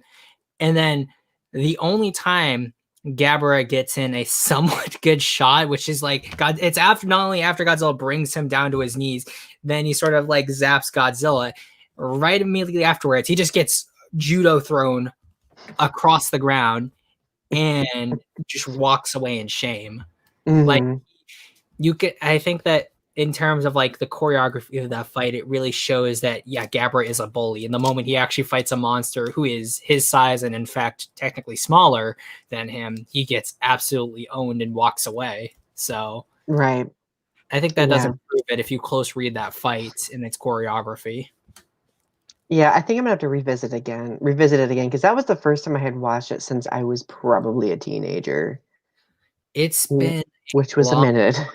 I've seen the film, but this is coming from someone whose first film was Godzilla's Revenge, and I saw it a lot, and I burned like 3 discs of Godzilla's Revenge. I gave 2 to friends because I was like, I love Godzilla here. Love Godzilla with me. So it's been a long time since I've watched the film, but it's also because I saw the film a lot when I was a child, and I don't necessarily need to keep watching it again and again, even if it is my first film. Because Oh, it actually, looks like Igny's having some problems with buffering. I'm sorry, Igny. I don't know what's going on with your internet tonight, why it's not buffering the video correctly. yeah, it's really weird because again, I'll look at the stream on my end from time to time and it seems fine. What I Hmm. recommend you do, Igni, is if you cannot run the quality normally, I suggest just bring it down to any of the lower qualities. It's gonna pixelate our faces a little bit, but our voices are gonna be coming through a lot clearer. Right. Um, I know when Alyssa's done streams, when I mod, I tell people lower the quality, at least the pictures not gonna be as clear, but you're gonna be hearing our voices and you don't have to worry about buffering as much. Well, and additionally, if it gets to the point where it's too frustrating and it does, even like lowering the quality, it doesn't seem to help, you'll still be able to come back and watch it. If you Yes, want to leave any further thoughts after you watch it, you can always comment on the video too, because we'll be please. we'll be monitoring that after the Yeah, we will stream's be over with. monitoring from time to time. Because Yeah. like if there's one thing I appreciate, it's people who even if they can't watch it like live and they leave their comments, I will always try to answer it on my own videos, and I will be sure to do so here. Ah, excellent. Good. Mm. I So, let's talk a little bit more about, because honestly, we've answered a couple of my questions already, because we've been talking about how Godzilla's symbolism has changed from the Japanese films to the MonsterVerse films. So I think we did a pretty good job capturing that. We might touch on it a little bit more. I wanted to know if there are any more human characters that you wanted to touch on. okay, so hmm, I'm just thinking. Of course, we all love Serizawa. Very good character. His sacrifice is very tragic, but another character Akihiko Harada played in the Showa series, ironically, the last film in the Godzilla series, Terror of Mechagodzilla, he plays Dr. Mifune. And I think that Dr. Mifune is an interesting character because you're looking at a actor who not only played in the first Godzilla film when he was like 19, so like a little younger than I am now, to now playing a much older scientist who is very angry at the world. And I think that his disdain for humanity is justified until he decides to cause Titanosaurus to go on a rampage and destroy the city. Because I can understand him being discredited for saying, oh, there's a dinosaur under the sea, because I would be too, because I'd be like, we live in a world where Godzilla's a thing. Why are any of you saying that my idea is crazy? Godzilla exists. We have aliens. He fought a giant sludge monster like a few years ago. Why are you saying my idea is ridiculous? Yep. Like, I understand his displeasure for it. And then also I appreciate his love for his kid Katsura, because yeah, of course, like, although arguably I've always read it that he was tricked into allowing Katsura to become Mechagodzilla's control apparatus. He didn't sign off on it at all, and because of that, he kind of feels like now that Katsura is being controlled by Mechagodzilla, he's lost any kind of, there's no leverage for him, and the leverage is now piped against him, because if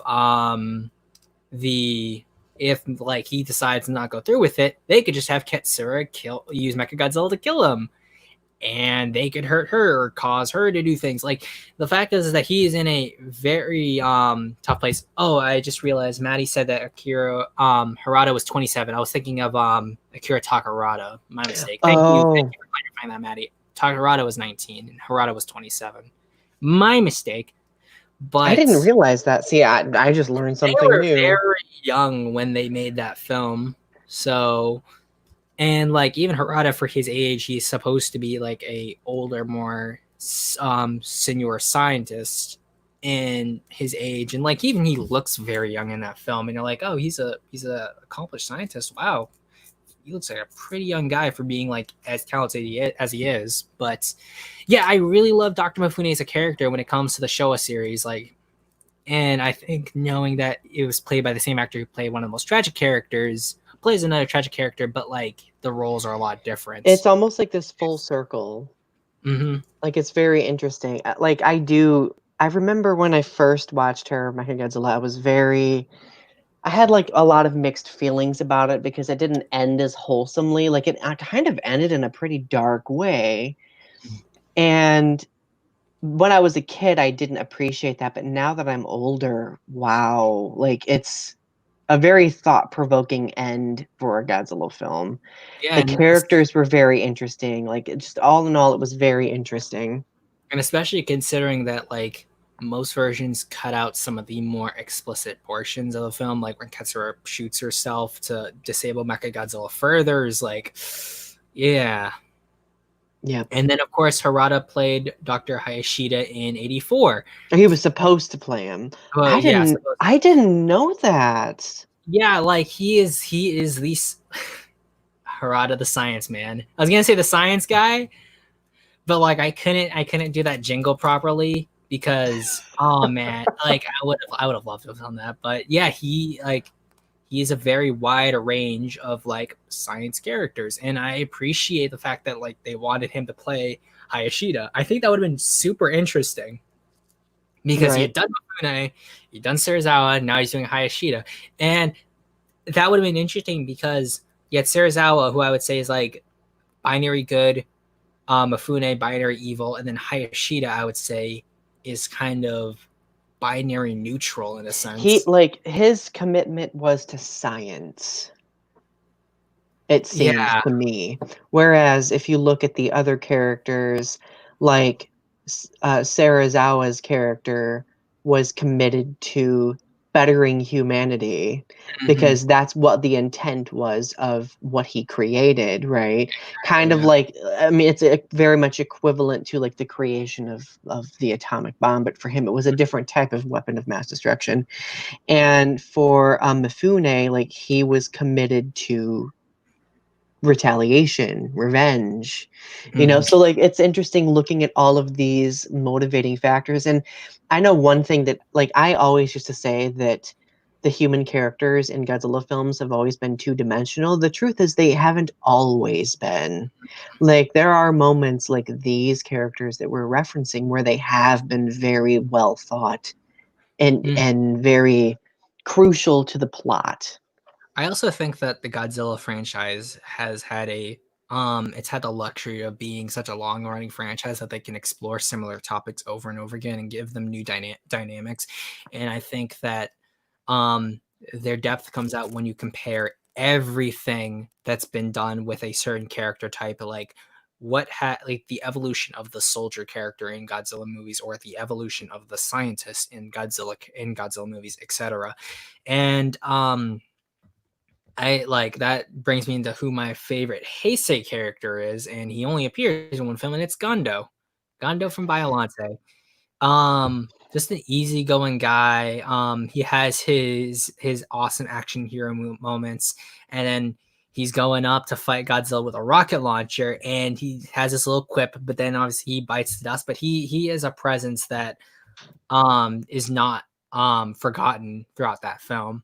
I would say like Mhm. as a kid, I would identify with the ace pilot character who pilots the Super X2. I'm forgetting his name off the top of my head because he's more of the action hero kind of. Oh, is it what's his name? Karaki? I think so, I yeah. think he's played by one of the Takashima brothers. Hmm. Hmm. But like he's got that suave kind of young anime guy look to him, and he's like he Super knows. attractive too, but we won't go there. Hey, you it's your channel, man. Don't worry. Don't let me stop you. But like I loved him because he's doing his thing, and he tackles Godzilla pretty handily with the Super X2, and it's essentially because the Super X2 for some reason stops working. Does he actually lose? Because if it wasn't, I think he would have beat Godzilla in that fight, and we wouldn't have to worry about anything. And that same character is in Godzilla versus Destroyer as well, but he's a higher rank, which is a really cool like. Yeah, actually, no one mentions that, which is Mhm. kinda interesting because now he's actually inside the Super X3 flying around and fighting, because originally he was doing it remotely. And it's kind of an interesting transition because you went from the internal Super X crew to remote controlled Super X2, and now the Super X3 is once again piloted from the inside again. It's just an interesting sort of circle horseshoe kind of feeling. Well, yeah, like there's a lot of full circle moments in the Heisei era. That's actually why it's my favorite era because I mean, we obviously have Miki Sagusa, like, who reprises her role. The Cosmos are in more than one film. Mhm. Um, there's like a bit of like backstory built for Gando's character, even in Godzilla versus Space Godzilla, because his is it sister? Sister, yeah, it's a sister who is giving the Like medicine. she's like the professor, yeah, like cool, like um that like General Aso's in it, like with in three of the films, like He's Mechagodzilla 2, he's in Space Godzilla, and then he's in Destroyer. Yep. yep. So there's just there was a lot of world building in the Heisei era, and it was intended to be like and it successfully was episodic, and I think that's why I love also the Kiryu saga because it also has that same level of World building. episodicness. Yeah. And I think like learning, because there's been clips of interviews that I've seen on Twitter and other places, and a lot of people always knock the Heisei films for some of their effects and stories. And I think that apparently there was a lot of infighting that was going on when it came to cast. Well, not cast. The people who were in charge of like producing the film, like people who did shot composition, writers and stuff. There was a lot of infighting that was going on at the time, and I feel that if you did not have that, and I think we probably would have even had Heisei Godzilla films that would have been closer to the Heisei Gamer films in quality, because that was a much more unison team. There was no issues among people working on different parts of the film, because there's this famous thing where I think it was the director of a lot of the Heisei films was like, "Oh, someone was coming to me, and then they would be like, "Oh, this is really bad. Why are you doing this?" And then we'd sit down and have a beer with the guy, and we'd be like, "Oh, don't worry, we'll shoot it anyway." And I think it's really eye opening because it's like, oh, people be like, "Oh, Heisei bad, Heisei G bad, Heisei Gamma good," and I'm like, well. contextually, they had no issues among people, so it's kind of expected that they would have a better sense of their production. Right.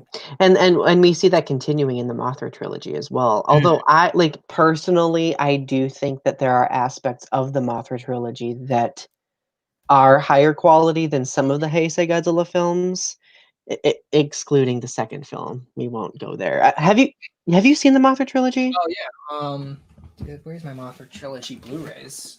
While you're looking for that, Maddie says, fun fact, and this is one that I actually knew. Um, Colonel Karaki in Biollante was played by Masanobu Takashima, and then in Destroyer played by his brother. I think they're twins, aren't they? I think so. Yes. I like literally just flung my headphones. I'm super happy I I have have this. those ones too, and I also have the Japanese versions Oh, of you do. oh Does my the god, they're does the beautiful. have like the Japanese poster of it, like does the Rebirth of Mothra 3 one have like the dinosaur poster? I love that poster from Rebirth. No, it does not. It has like new posters. I'll have to show it. I don't have it.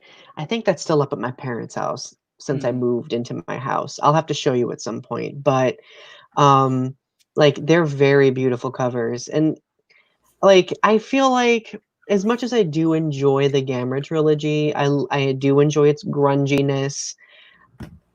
I don't think that every kaiju film should be expected to circulate around this expectation that has been created by these three films. And I don't think the expectations are that necessarily perfect, in my opinion. That's just me, though.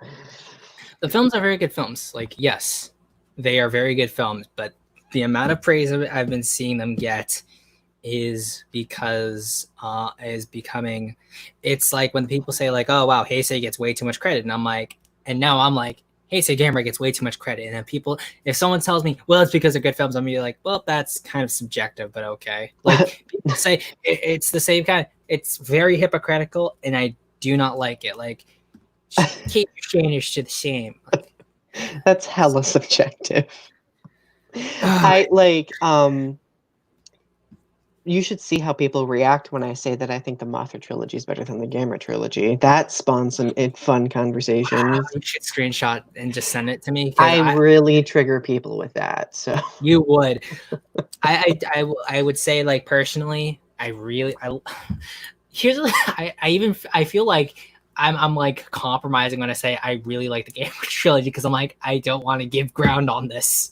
I don't like it, but I really do like the Gamera trilogy. I probably like it more than the Mothra trilogy, maybe because I just like the darker aesthetic of it. But I can understand someone saying, I think the Mothra trilogy is better for so and so reasons. Actually, I'm curious what your reasons are, since well, I've never heard this take before. I've heard Heisei Godzilla so better. Heisei Mothra, please explain. okay, so my reasoning behind it is because I feel like the monsters are more humanized and emotive in the Mothra trilogy. Now, don't get me wrong, like I think that the Gamma trilogy does successfully capture this in the third movie. Like you get a sense of like what the monsters are feeling, what their intents are, what their motivations are. But like in the first Gamma film, you don't really see that much, and it's kind like I really feel like the first Gamer film's kind of a hot mess. Like, don't kill me, everybody. I do. Wow, I'm gonna I clip this. love I love Cancel you, so I'm gonna send this to everyone. So oh everyone god. will dogpile you after this. Oh Oh my good. goodness. Good. I love a I'm good not sure if debate. it's just like me, but like I guess I just bring out everyone's controversial takes, because I've had Oh so many people come to oh me dear and give friend. me their take, and I'm like, okay, I you're am good. you see how I'm always controversial. It keeps things interesting. But like see like I think the first film of the Gamma trilogy is the weakest, but then it progressively gets stronger. Obviously, Gamma 3 being the strongest. For the Mothra trilogy, I think the first and the third film are pretty strong in their own unique ways. The second one is a pretty grievous misfire. Like for the first film, it's very much painted in this whimsical fashion where like you get very committed and connected to Mothra's fairies and like Mothra herself. I mean, if we even talk about that death scene that's in that film, it's often lauded as one of the most heart-wrenching death scenes in any kaiju film ever. I shouldn't really say this now, but I might have to break your heart a little bit, but I do meme that death scene a little bit in my What Makes Mothra a Well-Designed Kaiju Movie, because I did send you a message saying how Mothra survives her for her solo film, yet every other monster in the Showa like kaiju films, aside from like the Godzilla series, they all died. But then after that, I do a giant compilation of every Mothra death. It's true though. It's true though. But see, Yeah. the thing is, they use her death as a motivating factor for her child. Mm-hmm. And I think the character development of Mothra is very much present throughout the trilogy.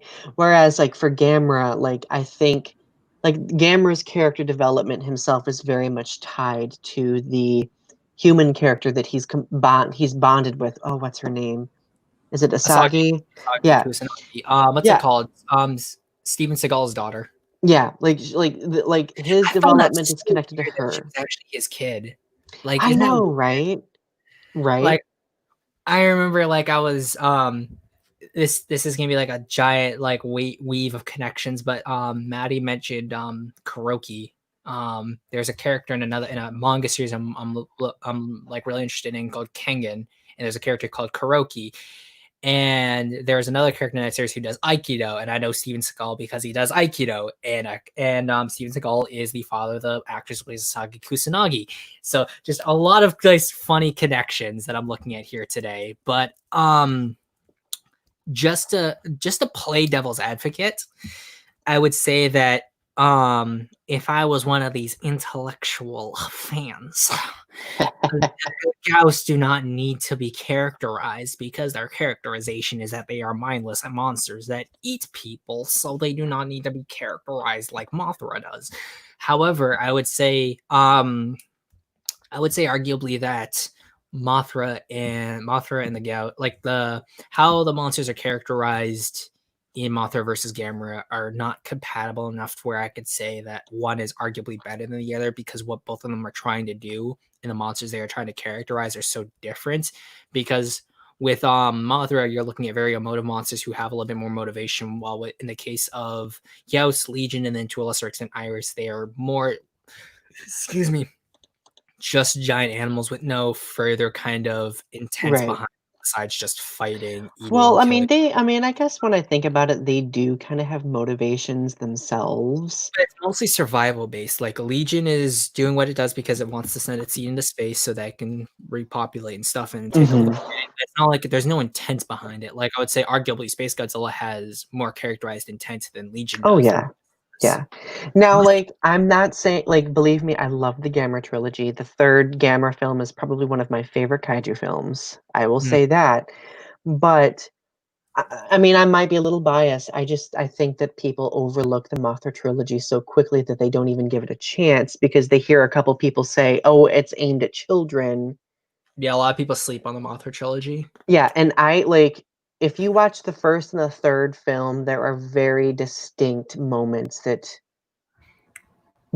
make it iconic in its own way, you And know. I think like a lot of people would be like, well, I would say if you can, this may sound bad, but if you like Ultraman, then you should be able to stand the Mothra trilogy. Like, there's a lot of things in Ultraman that are aimed at children. So if you have the basis where I like Ultraman, but I won't give the Mothra trilogy a try because it's aimed at children, I would just be like, so with Ultraman, Or a lot of if its you moments. can watch half the Showa series, Yeah, if you can watch a show series, give the Mothra trilogy a try. Don't because or if you can watch the Showa Gamera series, heaven forbid. Like, come on now, you know. like Um, speaking of the Showa Gamera trilogy. I have like 6 copies of Gamera versus Virus, like I've alone. not seen that one yet. Really? Okay, so I have the entire Showa Gamera series on DVD. Is that the legacy one? Yeah, Like it's got the Gamera 3 design on it with like lightning in the background. Yep. I've Yep, I have seen I've seen the first Gamera film. I've seen Gamera versus that rainbow dinosaur, or whatever his name is, Baruga, something yeah, like Baru. that. Yeah. I like that one. I have not seen the other ones yet. I need to get on that and watch those ones. So my bad. Yeah, get on it. God damn Yeah, it, Donnie. How damn it, dare I have an opinion on damn it, Gamera? Johnny. Get on your Gamer trilogy. It's so good. Do it. How the Go ahead. hell dare I if I've not watched the Showa series? Yeah. Like the only reason I ever picked that one up was because it had Gamera versus Zigra on it, and it also had Gamera Super Monster, and I still needed those films anyway. And this is coming off the fact that like I had so many versions of Virus, I had so many versions of Barugon and Gamera the Invincible. Like I physically have a single copy of Destroy All Planets. I have at least 3 different like in the early 2000s how there was like a lot of those monster movie collections, and some of them would have like Japanese monster movies. Like sometimes they'd have Mothra, like the first Mothra film on it, like there's a Toho collection for one. But a lot of cases, I forget like the whole issue with the rights, but a lot of the Gamer films fell in the public domain when they came to the US. So because of that, a lot of them got added to monster collections with which had a lot of publicly domain stuff here in these states. So like half of them have Gamera versus Virus on there. I think it's because that was just the most common one to find, and Gamera versus Gamera versus Guiron. So like I have so many copies of this one film, and it's not like I can give them away to people, because that means I'm giving away films I also only have one copy of. So I'm like, oh, that's So what happens. So speaking of films that you have the most copies of, for me, for some reason, I have like several copies of Godzilla versus Mechagodzilla 2. Why Mechagodzilla 2? That's I actually don't really interesting. I don't know. Like I think I got a couple of gifts. Uh, Somebody like a couple of people didn't realize that I had it already. And then like I got like a couple of like sets of films and that was in it. So like I just have a bunch of Godzilla versus Mechagodzilla 2s. hmm. So, Maddie says another good comparison is Gamera the Brave. That's a good family movie without being overly childish. And it's interestingly, I don't normally see people hating on it being aimed at children either. I've seen it, and I think it is pretty comparable to the Mothra trilogy with regard to its tone and its I would seriousness. I would say arguably it's a little bit more serious than the Mothra trilogy. Maybe it's just because there's a lot more graphic imagery in that film. Right. At least well, I mean, Because there's the starting scene where you have like Gamera being eaten alive by the Gauss in that mm, first battle with like the I forget what it's called. It's like Advent Gamera or something. I'm forgetting its specific connotation in the film. And then there's Zetus eating the civilians, and then there's yep. the scene where there's the lone sailor who gets eaten, and then you see the blood pool up from the ocean. And then there's the scenes where Gamera gets like gifted in like the flank by Zetus's tongue while he's still stuck in the building, and then once where he gets shot in the shoulder, Zetus's head gets blown off. There's a lot of blood when his tongue gets ripped off. Yeah, actually, Maddie just put it there. Advent Gamera. I was right. Thank you, Yeah. Maddie. Well, and see, it's like the Gamera trilogy or the Gamera movies in general are very much noted for their goriness, Despite being kids' movies, right? like Which is it's very interesting to me. Like, those all stand out to me as a kid. But maybe because it was like also not only was it violent, but there was a lot of cartoony blood. Like for example, in Gamera versus Baragon, when Baragon freezes Gamera, he like punches Baragon in the face, and his face just starts bleeding. And I'm like, oh wow. And then he stabs him in the neck and then drowns Baragon in a ton of blood. Or the fact that Gamera obviously bleeds for the first time in Gamera versus Gauss when Gauss cuts his arm. Gauss cuts his leg off in that movie as well. Then Guiron like dismembers a space Gauss. oh Like God, I've seen that scene. not only like, and have you seen the extended version of that? Like, he gets his leg chopped off. He tries to fly away, gets his first wing chopped off, then his other wing, then his stomach, and then his head. And you're just like, I watched the Japanese movie only because it's got those extended monster battles, and I'm like, okay, this was directed at kids. That was, yeah. Respect, like mega respect for that. And I'm just like, wow, I okay. do have an immense respect for that too. And Like like, considering like there this I don't want to make this a rant about like what people have an issue with when it comes to what's on American TV or what we show in terms of American entertainment, but like that's for kids in Japan. But then the issue I would say like, oh, don't show that, that's not for kids. And then even like adult stuff, it's like people will be like, oh, violence is super skeevy, why would you show that? And then you have like things like Big Mouth being on Netflix, and oh god, that just turns me off entirely. I'm I've sorry. tried watching that. Like my ex used to watch that show, and it is, ugh. No, like there are things that like maybe like out of context, there are things friends have told me about the show that I have chuckled at, but like as a whole, I have had zero interest to watch Mhm. that series, and I don't plan on doing it anytime soon. But Same. my small rant about American entertainment over. I completely agree with it 100%. So, because we're probably going to end at the 2 hour mark. Um, so, one of my last questions. Okay. So, we've been talking about like Godzilla being humanized and the humanization of the different kaiju characters in general. Do you think there should be more humanization of them or less? Or do you think there is a fair amount that is good? I think um, the biggest issue is that I think there's a lot of cases where things are done to the extreme from film to film. So because of Mhm. that, I feel that people will be turned off by the humanization. Like for example, Son of Godzilla. To humanize Godzilla, they changed his design into what is considered by many to be one of the worst Godzilla designs. Although Alyssa loves that design, so there's that. And I don't mind the design either, but like to humanize him more, they'll change the design. A lot of the characterization becomes a lot more human-like, and because that people say like, I don't want a human Godzilla, as it were. What about the humanization of his like personality more so than his physical attributes? In terms of personality, I feel that this comes down to, especially in the Showa series, there was a lot like the continuity wasn't super distinct, and because of that, a lot of people would over characterize him in action and stuff like that. And at other times he'd be very kind of less so. However, I would say like towards the end of the Showa series, especially with like Terror Mecha Godzilla, um, you see in a lot of cases, and even in Godzilla vs. Megalon, like him beating his chest when he wants to fight, him like doing like a darn it when Mecha Godzilla flies away.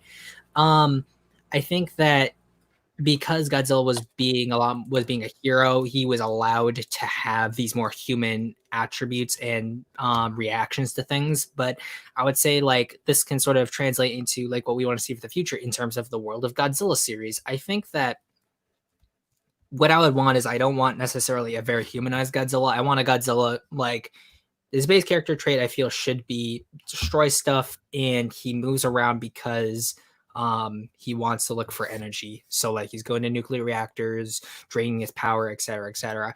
And I feel like his reactions should be more like what they are in Godzilla versus Biollante. I like that because when Godzilla gets attacked by Biolante's whips, he sort of like ducks his head, and like you can see his surprise in that, and or like you can sort of see him dip his head when he does his atomic breath, and then the pulse comes out and he shoots that. I think that body language that is less human and more animalistic, but gets the point across, I think would be better. It at least it establishes emotion or instinct. Like It, another I'd say it establishes emotion more than right. instinct, because I think instinct would, when you see it in animals, it's less sort of like them giving reactions, more them just sort of acting out, and then you sort of imply from previous actions. While with Godzilla, there's a lot of cases where you'll see close-ups of his face or actions he performs that directly you could tell, oh, okay, this is what he's thinking and stuff like that.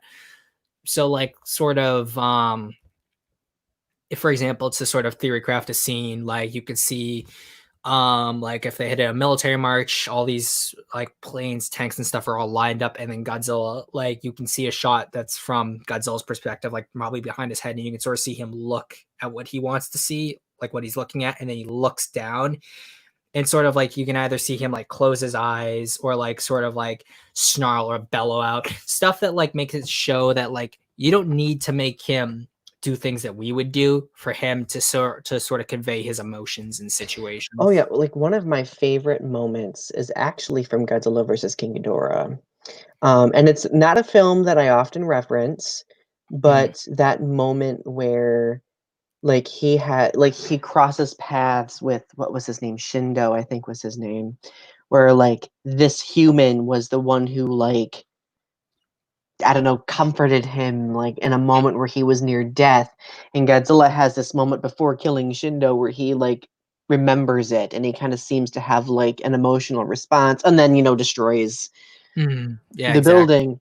I think like for me, that is the perfect amount of kind of like humanized emotive response And I that think I another thought good was aspect super of that is to interesting. destroy it too, because like you're not seeing something where like you don't have Godzilla coming up to Junior and like kind of like holding him in his arms and like you have a very kind of human like no kind of reaction. It's very much an outburst of emotion and anger that feels a lot more natural for Godzilla. And you could tell that he's in a lot of pain and like him like trying to use his energy to try to revive Junior and it's not working.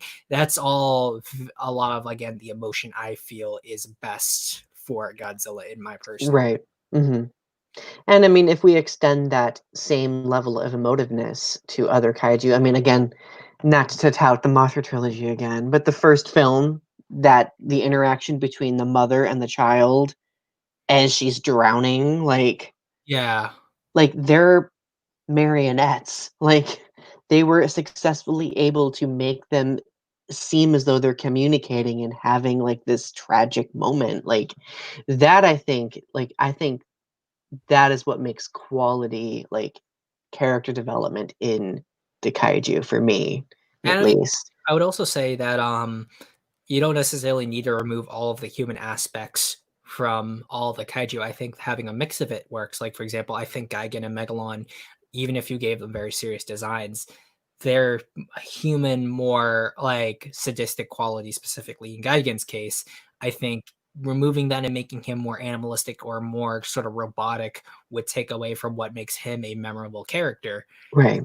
You need to have him enjoy causing pain to people. You need to have Megalon being a giddy little kid when he jumps around and just sort of has fun with himself. Well, yeah, like it provides contrast, right? Like Like acting more animalistic works for him because there's a mutation, while Gigan and Megalon being sort of cybernetic works for them because there's a little bit more sentience there and there's the context of their origins is a little bit oh different. yeah. Like I mean, let's look at say Space Godzilla for example, or Death Ghidorah for example, or I prefer Death Ghidorah over Des Ghidorah, but that's just me. I switch between the two, so don't worry. Yeah, me like they both clearly demonstrate malevolence, Mhm. like which provides a very distinct contrast from the other kaiju characters. Let's look at Godzilla versus Biollante. Biollante, like in its rose form, I mean, it's kind of just absent of any type of like you can't really infer what it's feeling or what it's doing, Mhm. which adds to the mystery though of it being like this nebulous creation. And then for its final form, it's this kind of just like lumbering, angry. Like I mean, we don't know if it's angry, but it just seems like it's It like feels angry. Like that's also where you have to make sure you understand your shots really well. Like specifically one shot I always felt like you could really feel Biolante's not necessarily malevolence, but like sort of rage is when like when they move Biolante forward, like they move that massive, massive piece of tokusatsu goodness, and the camera's just shaking, and you can really feel like, wow, this giant thing is coming to barreling towards and Godzilla. Godzilla's looking like, "Oh shit." Yeah, Like no, please. And like also like how when Biollante sprays her acidic sap on his face and like you could sort of see him just like lumbering there and then just sort of gets chomped in her mouth. It's God, that oh my God, that battle is amazing. I would love to see like if they ever did like a remake of that scene and like you could have Godzilla's head sort of tilt and like you could have like hear like either crunching noises to add to that. Oh, that was so cool. I would love to see When I was a kid, it took me so long to get through that film because I was so like, it's pure horror goodness because Ooh, the 80s was very much a huge decade when it came to like practical effects horror, and I think that Evil Dead, Godzilla versus Biollante, yeah, oh all that yeah, stuff.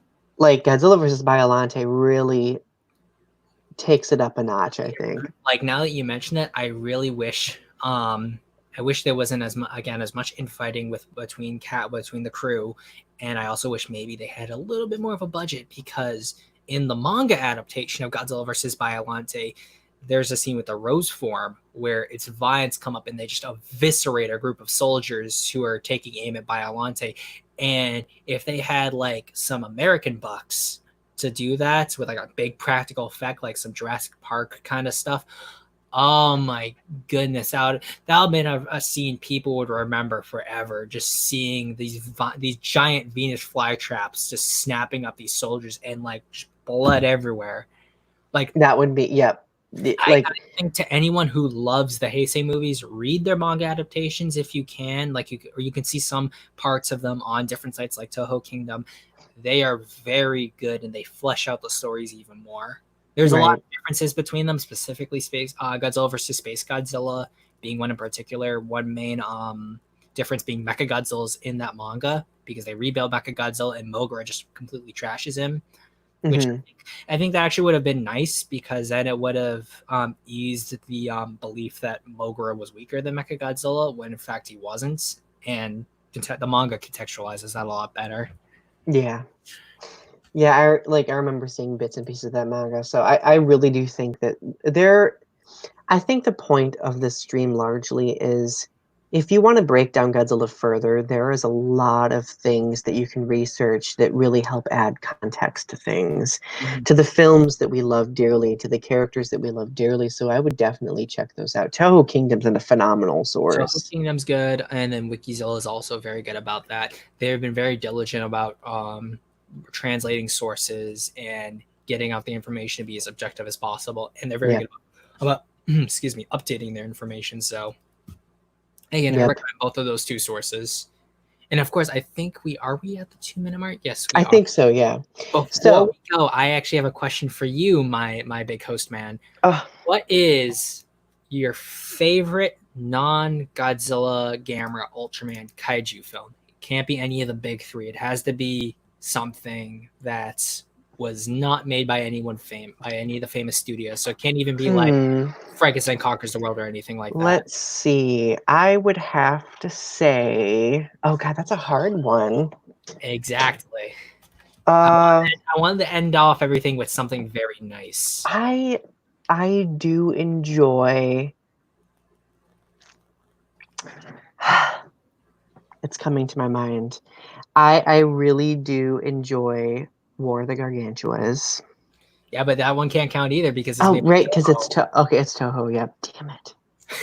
Um, by I do enjoy the zany campiness of the Giant Claw. Hey, there you go. Like it's definitely something as well as the giant claws cry too as well. It's ugly. It's just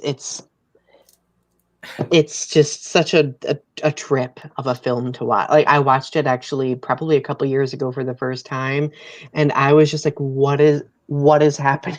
Also it's a called remember the swirling look a pattern scene. Now, how about you? Oh, that's easy. The first Yongari movie from Korea, the 1967 version. Without a doubt, my favorite non-big three kaiju film. And then if I don't take any of the Ultra Kaiju, Gamma Kaiju, or any Godzilla monsters, favorite monster of all time. I've only seen bits and pieces of it. I'll have to revisit. It's technically it's on the public domain. However, there is a full version on YouTube if you want to watch it. Oh, YouTube can be so useful sometimes. Yes. Actually, So, all the camera movies are on YouTube as well. Someone sent me a playlist. All of them are on there now. oh my God, so Maddie mentioned the Daimajin movies. I forgot about those. Like, They are. they're like period piece fantasy films, and then like with kaiju, they're like Daimonjin's more of a like if we're gonna actually Daimajin is a kaijin. He is a large humanoid creature. He's not a kaiju. You need to get your If facts we're gonna be intellectually intellectual. technical. But I remember the first time I ever saw anything Daimajin related. It was the first Daimajin movie, and it was like there was a heavy metal track carrying over one of the scenes, and I remember like this is these nice metal riffs going through it, and then you hear like these booming sounds. I'm not sure if it was like supposed to be his footsteps or whatever. It was just from the song, and then you see Daimajin walk up to these people, and he like turns his head, and they all look away, and there's this. You hear like this grudgy death metal, sort of like, and I'm like, oh, that's actually really cool. That's obviously not what's in the film because that would wreck with the film's aesthetic, but I loved it. And then I do have the DVD set right here. Right here, I do have all three of them with. I need I need those. I haven't gotten those yet. Bad me. This version, I believe now is a little bit more expensive. I got this for like 20. I think it's probably like 40, 50 now. So that's one thing bad about kaiju stuff is that if you don't get it now and it's not like public domain stuff. Oh, they become definitely a rarity for sure. Like I heard that right now the Blu-ray for Godzilla versus Biollante is like over $100 because it's so rare. And the fact is that I do have 2 copies of the Blu-ray. I would love to give them up, but there are certain things that didn't carry over to the first version of the Blu-ray, and the other one has the Asylum Films Mega Shark versus Giant Octopus and Monster on it. So because there's information there I want to keep from both versions, I haven't wanted to give them up, although I would love I don't blame you. Someone because I know someone would really love it. However, if there's one thing that one small frustration for my week, it's the fact that I obviously do retail, as I've told you, and I do retail at Dollar Tree. And sometimes we get movies, and they're all random, like they don't come from someone specific, and it's always a random like assortment of stuff. And I'm opening up the box, and lo and behold, there is the first 10 episodes of Ultraman for $1. For $1? For $1. And it also had the dubs on it too. However, I left. What a steal! Yeah, and I left it on the counter because I bought it already, and I saw someone in the store eyeing it, like they were walking over there because it was employee stuff. I come back over there and it's gone. Oh hell no! I'm super peeved about it. I also bought a bunch of other stuff. Let's see. Here is the receipts that I bought. Korean monster movie that I bought, some Asylum stuff. There was a J horror film that was there as well. All this stuff again for $1. And I was gonna do a giveaway for the Ultraman stuff. I was gonna be like, oh hey, I got this at Dollar Tree. Anyone who wants it, just send off in comments and I'll do a raffle. But I didn't get that because it's gone. Someone took it. Oh, that's tragic. It wasn't actually stolen. Someone just took it, thought it was their bag, and they'll return it one day. But I'm not holding out hope. But RP, you keep asking about an April character. I'm not sure who you're referring to. Not April O'Neil. Do you mean Audrey? Audrey from Godzilla 98? Yeah, well, I will direct you to the other stream that we did because we had a very in-depth conversation about that character. The worst character, the objectively worst character in the Godzilla series, by far the worst human being. Yep. Just not very. I'm sure the actress is wonderful, but just very poorly developed. Yeah, I think like she stopped doing acting after like she only did like a few other roles and then she stopped doing acting altogether. Probably backlash, but I think that's what I've heard. Although again, this is from people who really like the film, and anytime something happens to any people in '98, they'll be like, "Well, it's definitely because of the backlash." And I'm like, "Let's stop. Let's actually be objective about it." As much as I'm not a huge fan of that film, it was a pretty successful film. So was there backlash? Like that's the big question, you know. Well, we are past the 2-hour mark, so I'm gonna hours and minutes. I'm gonna conclude things here.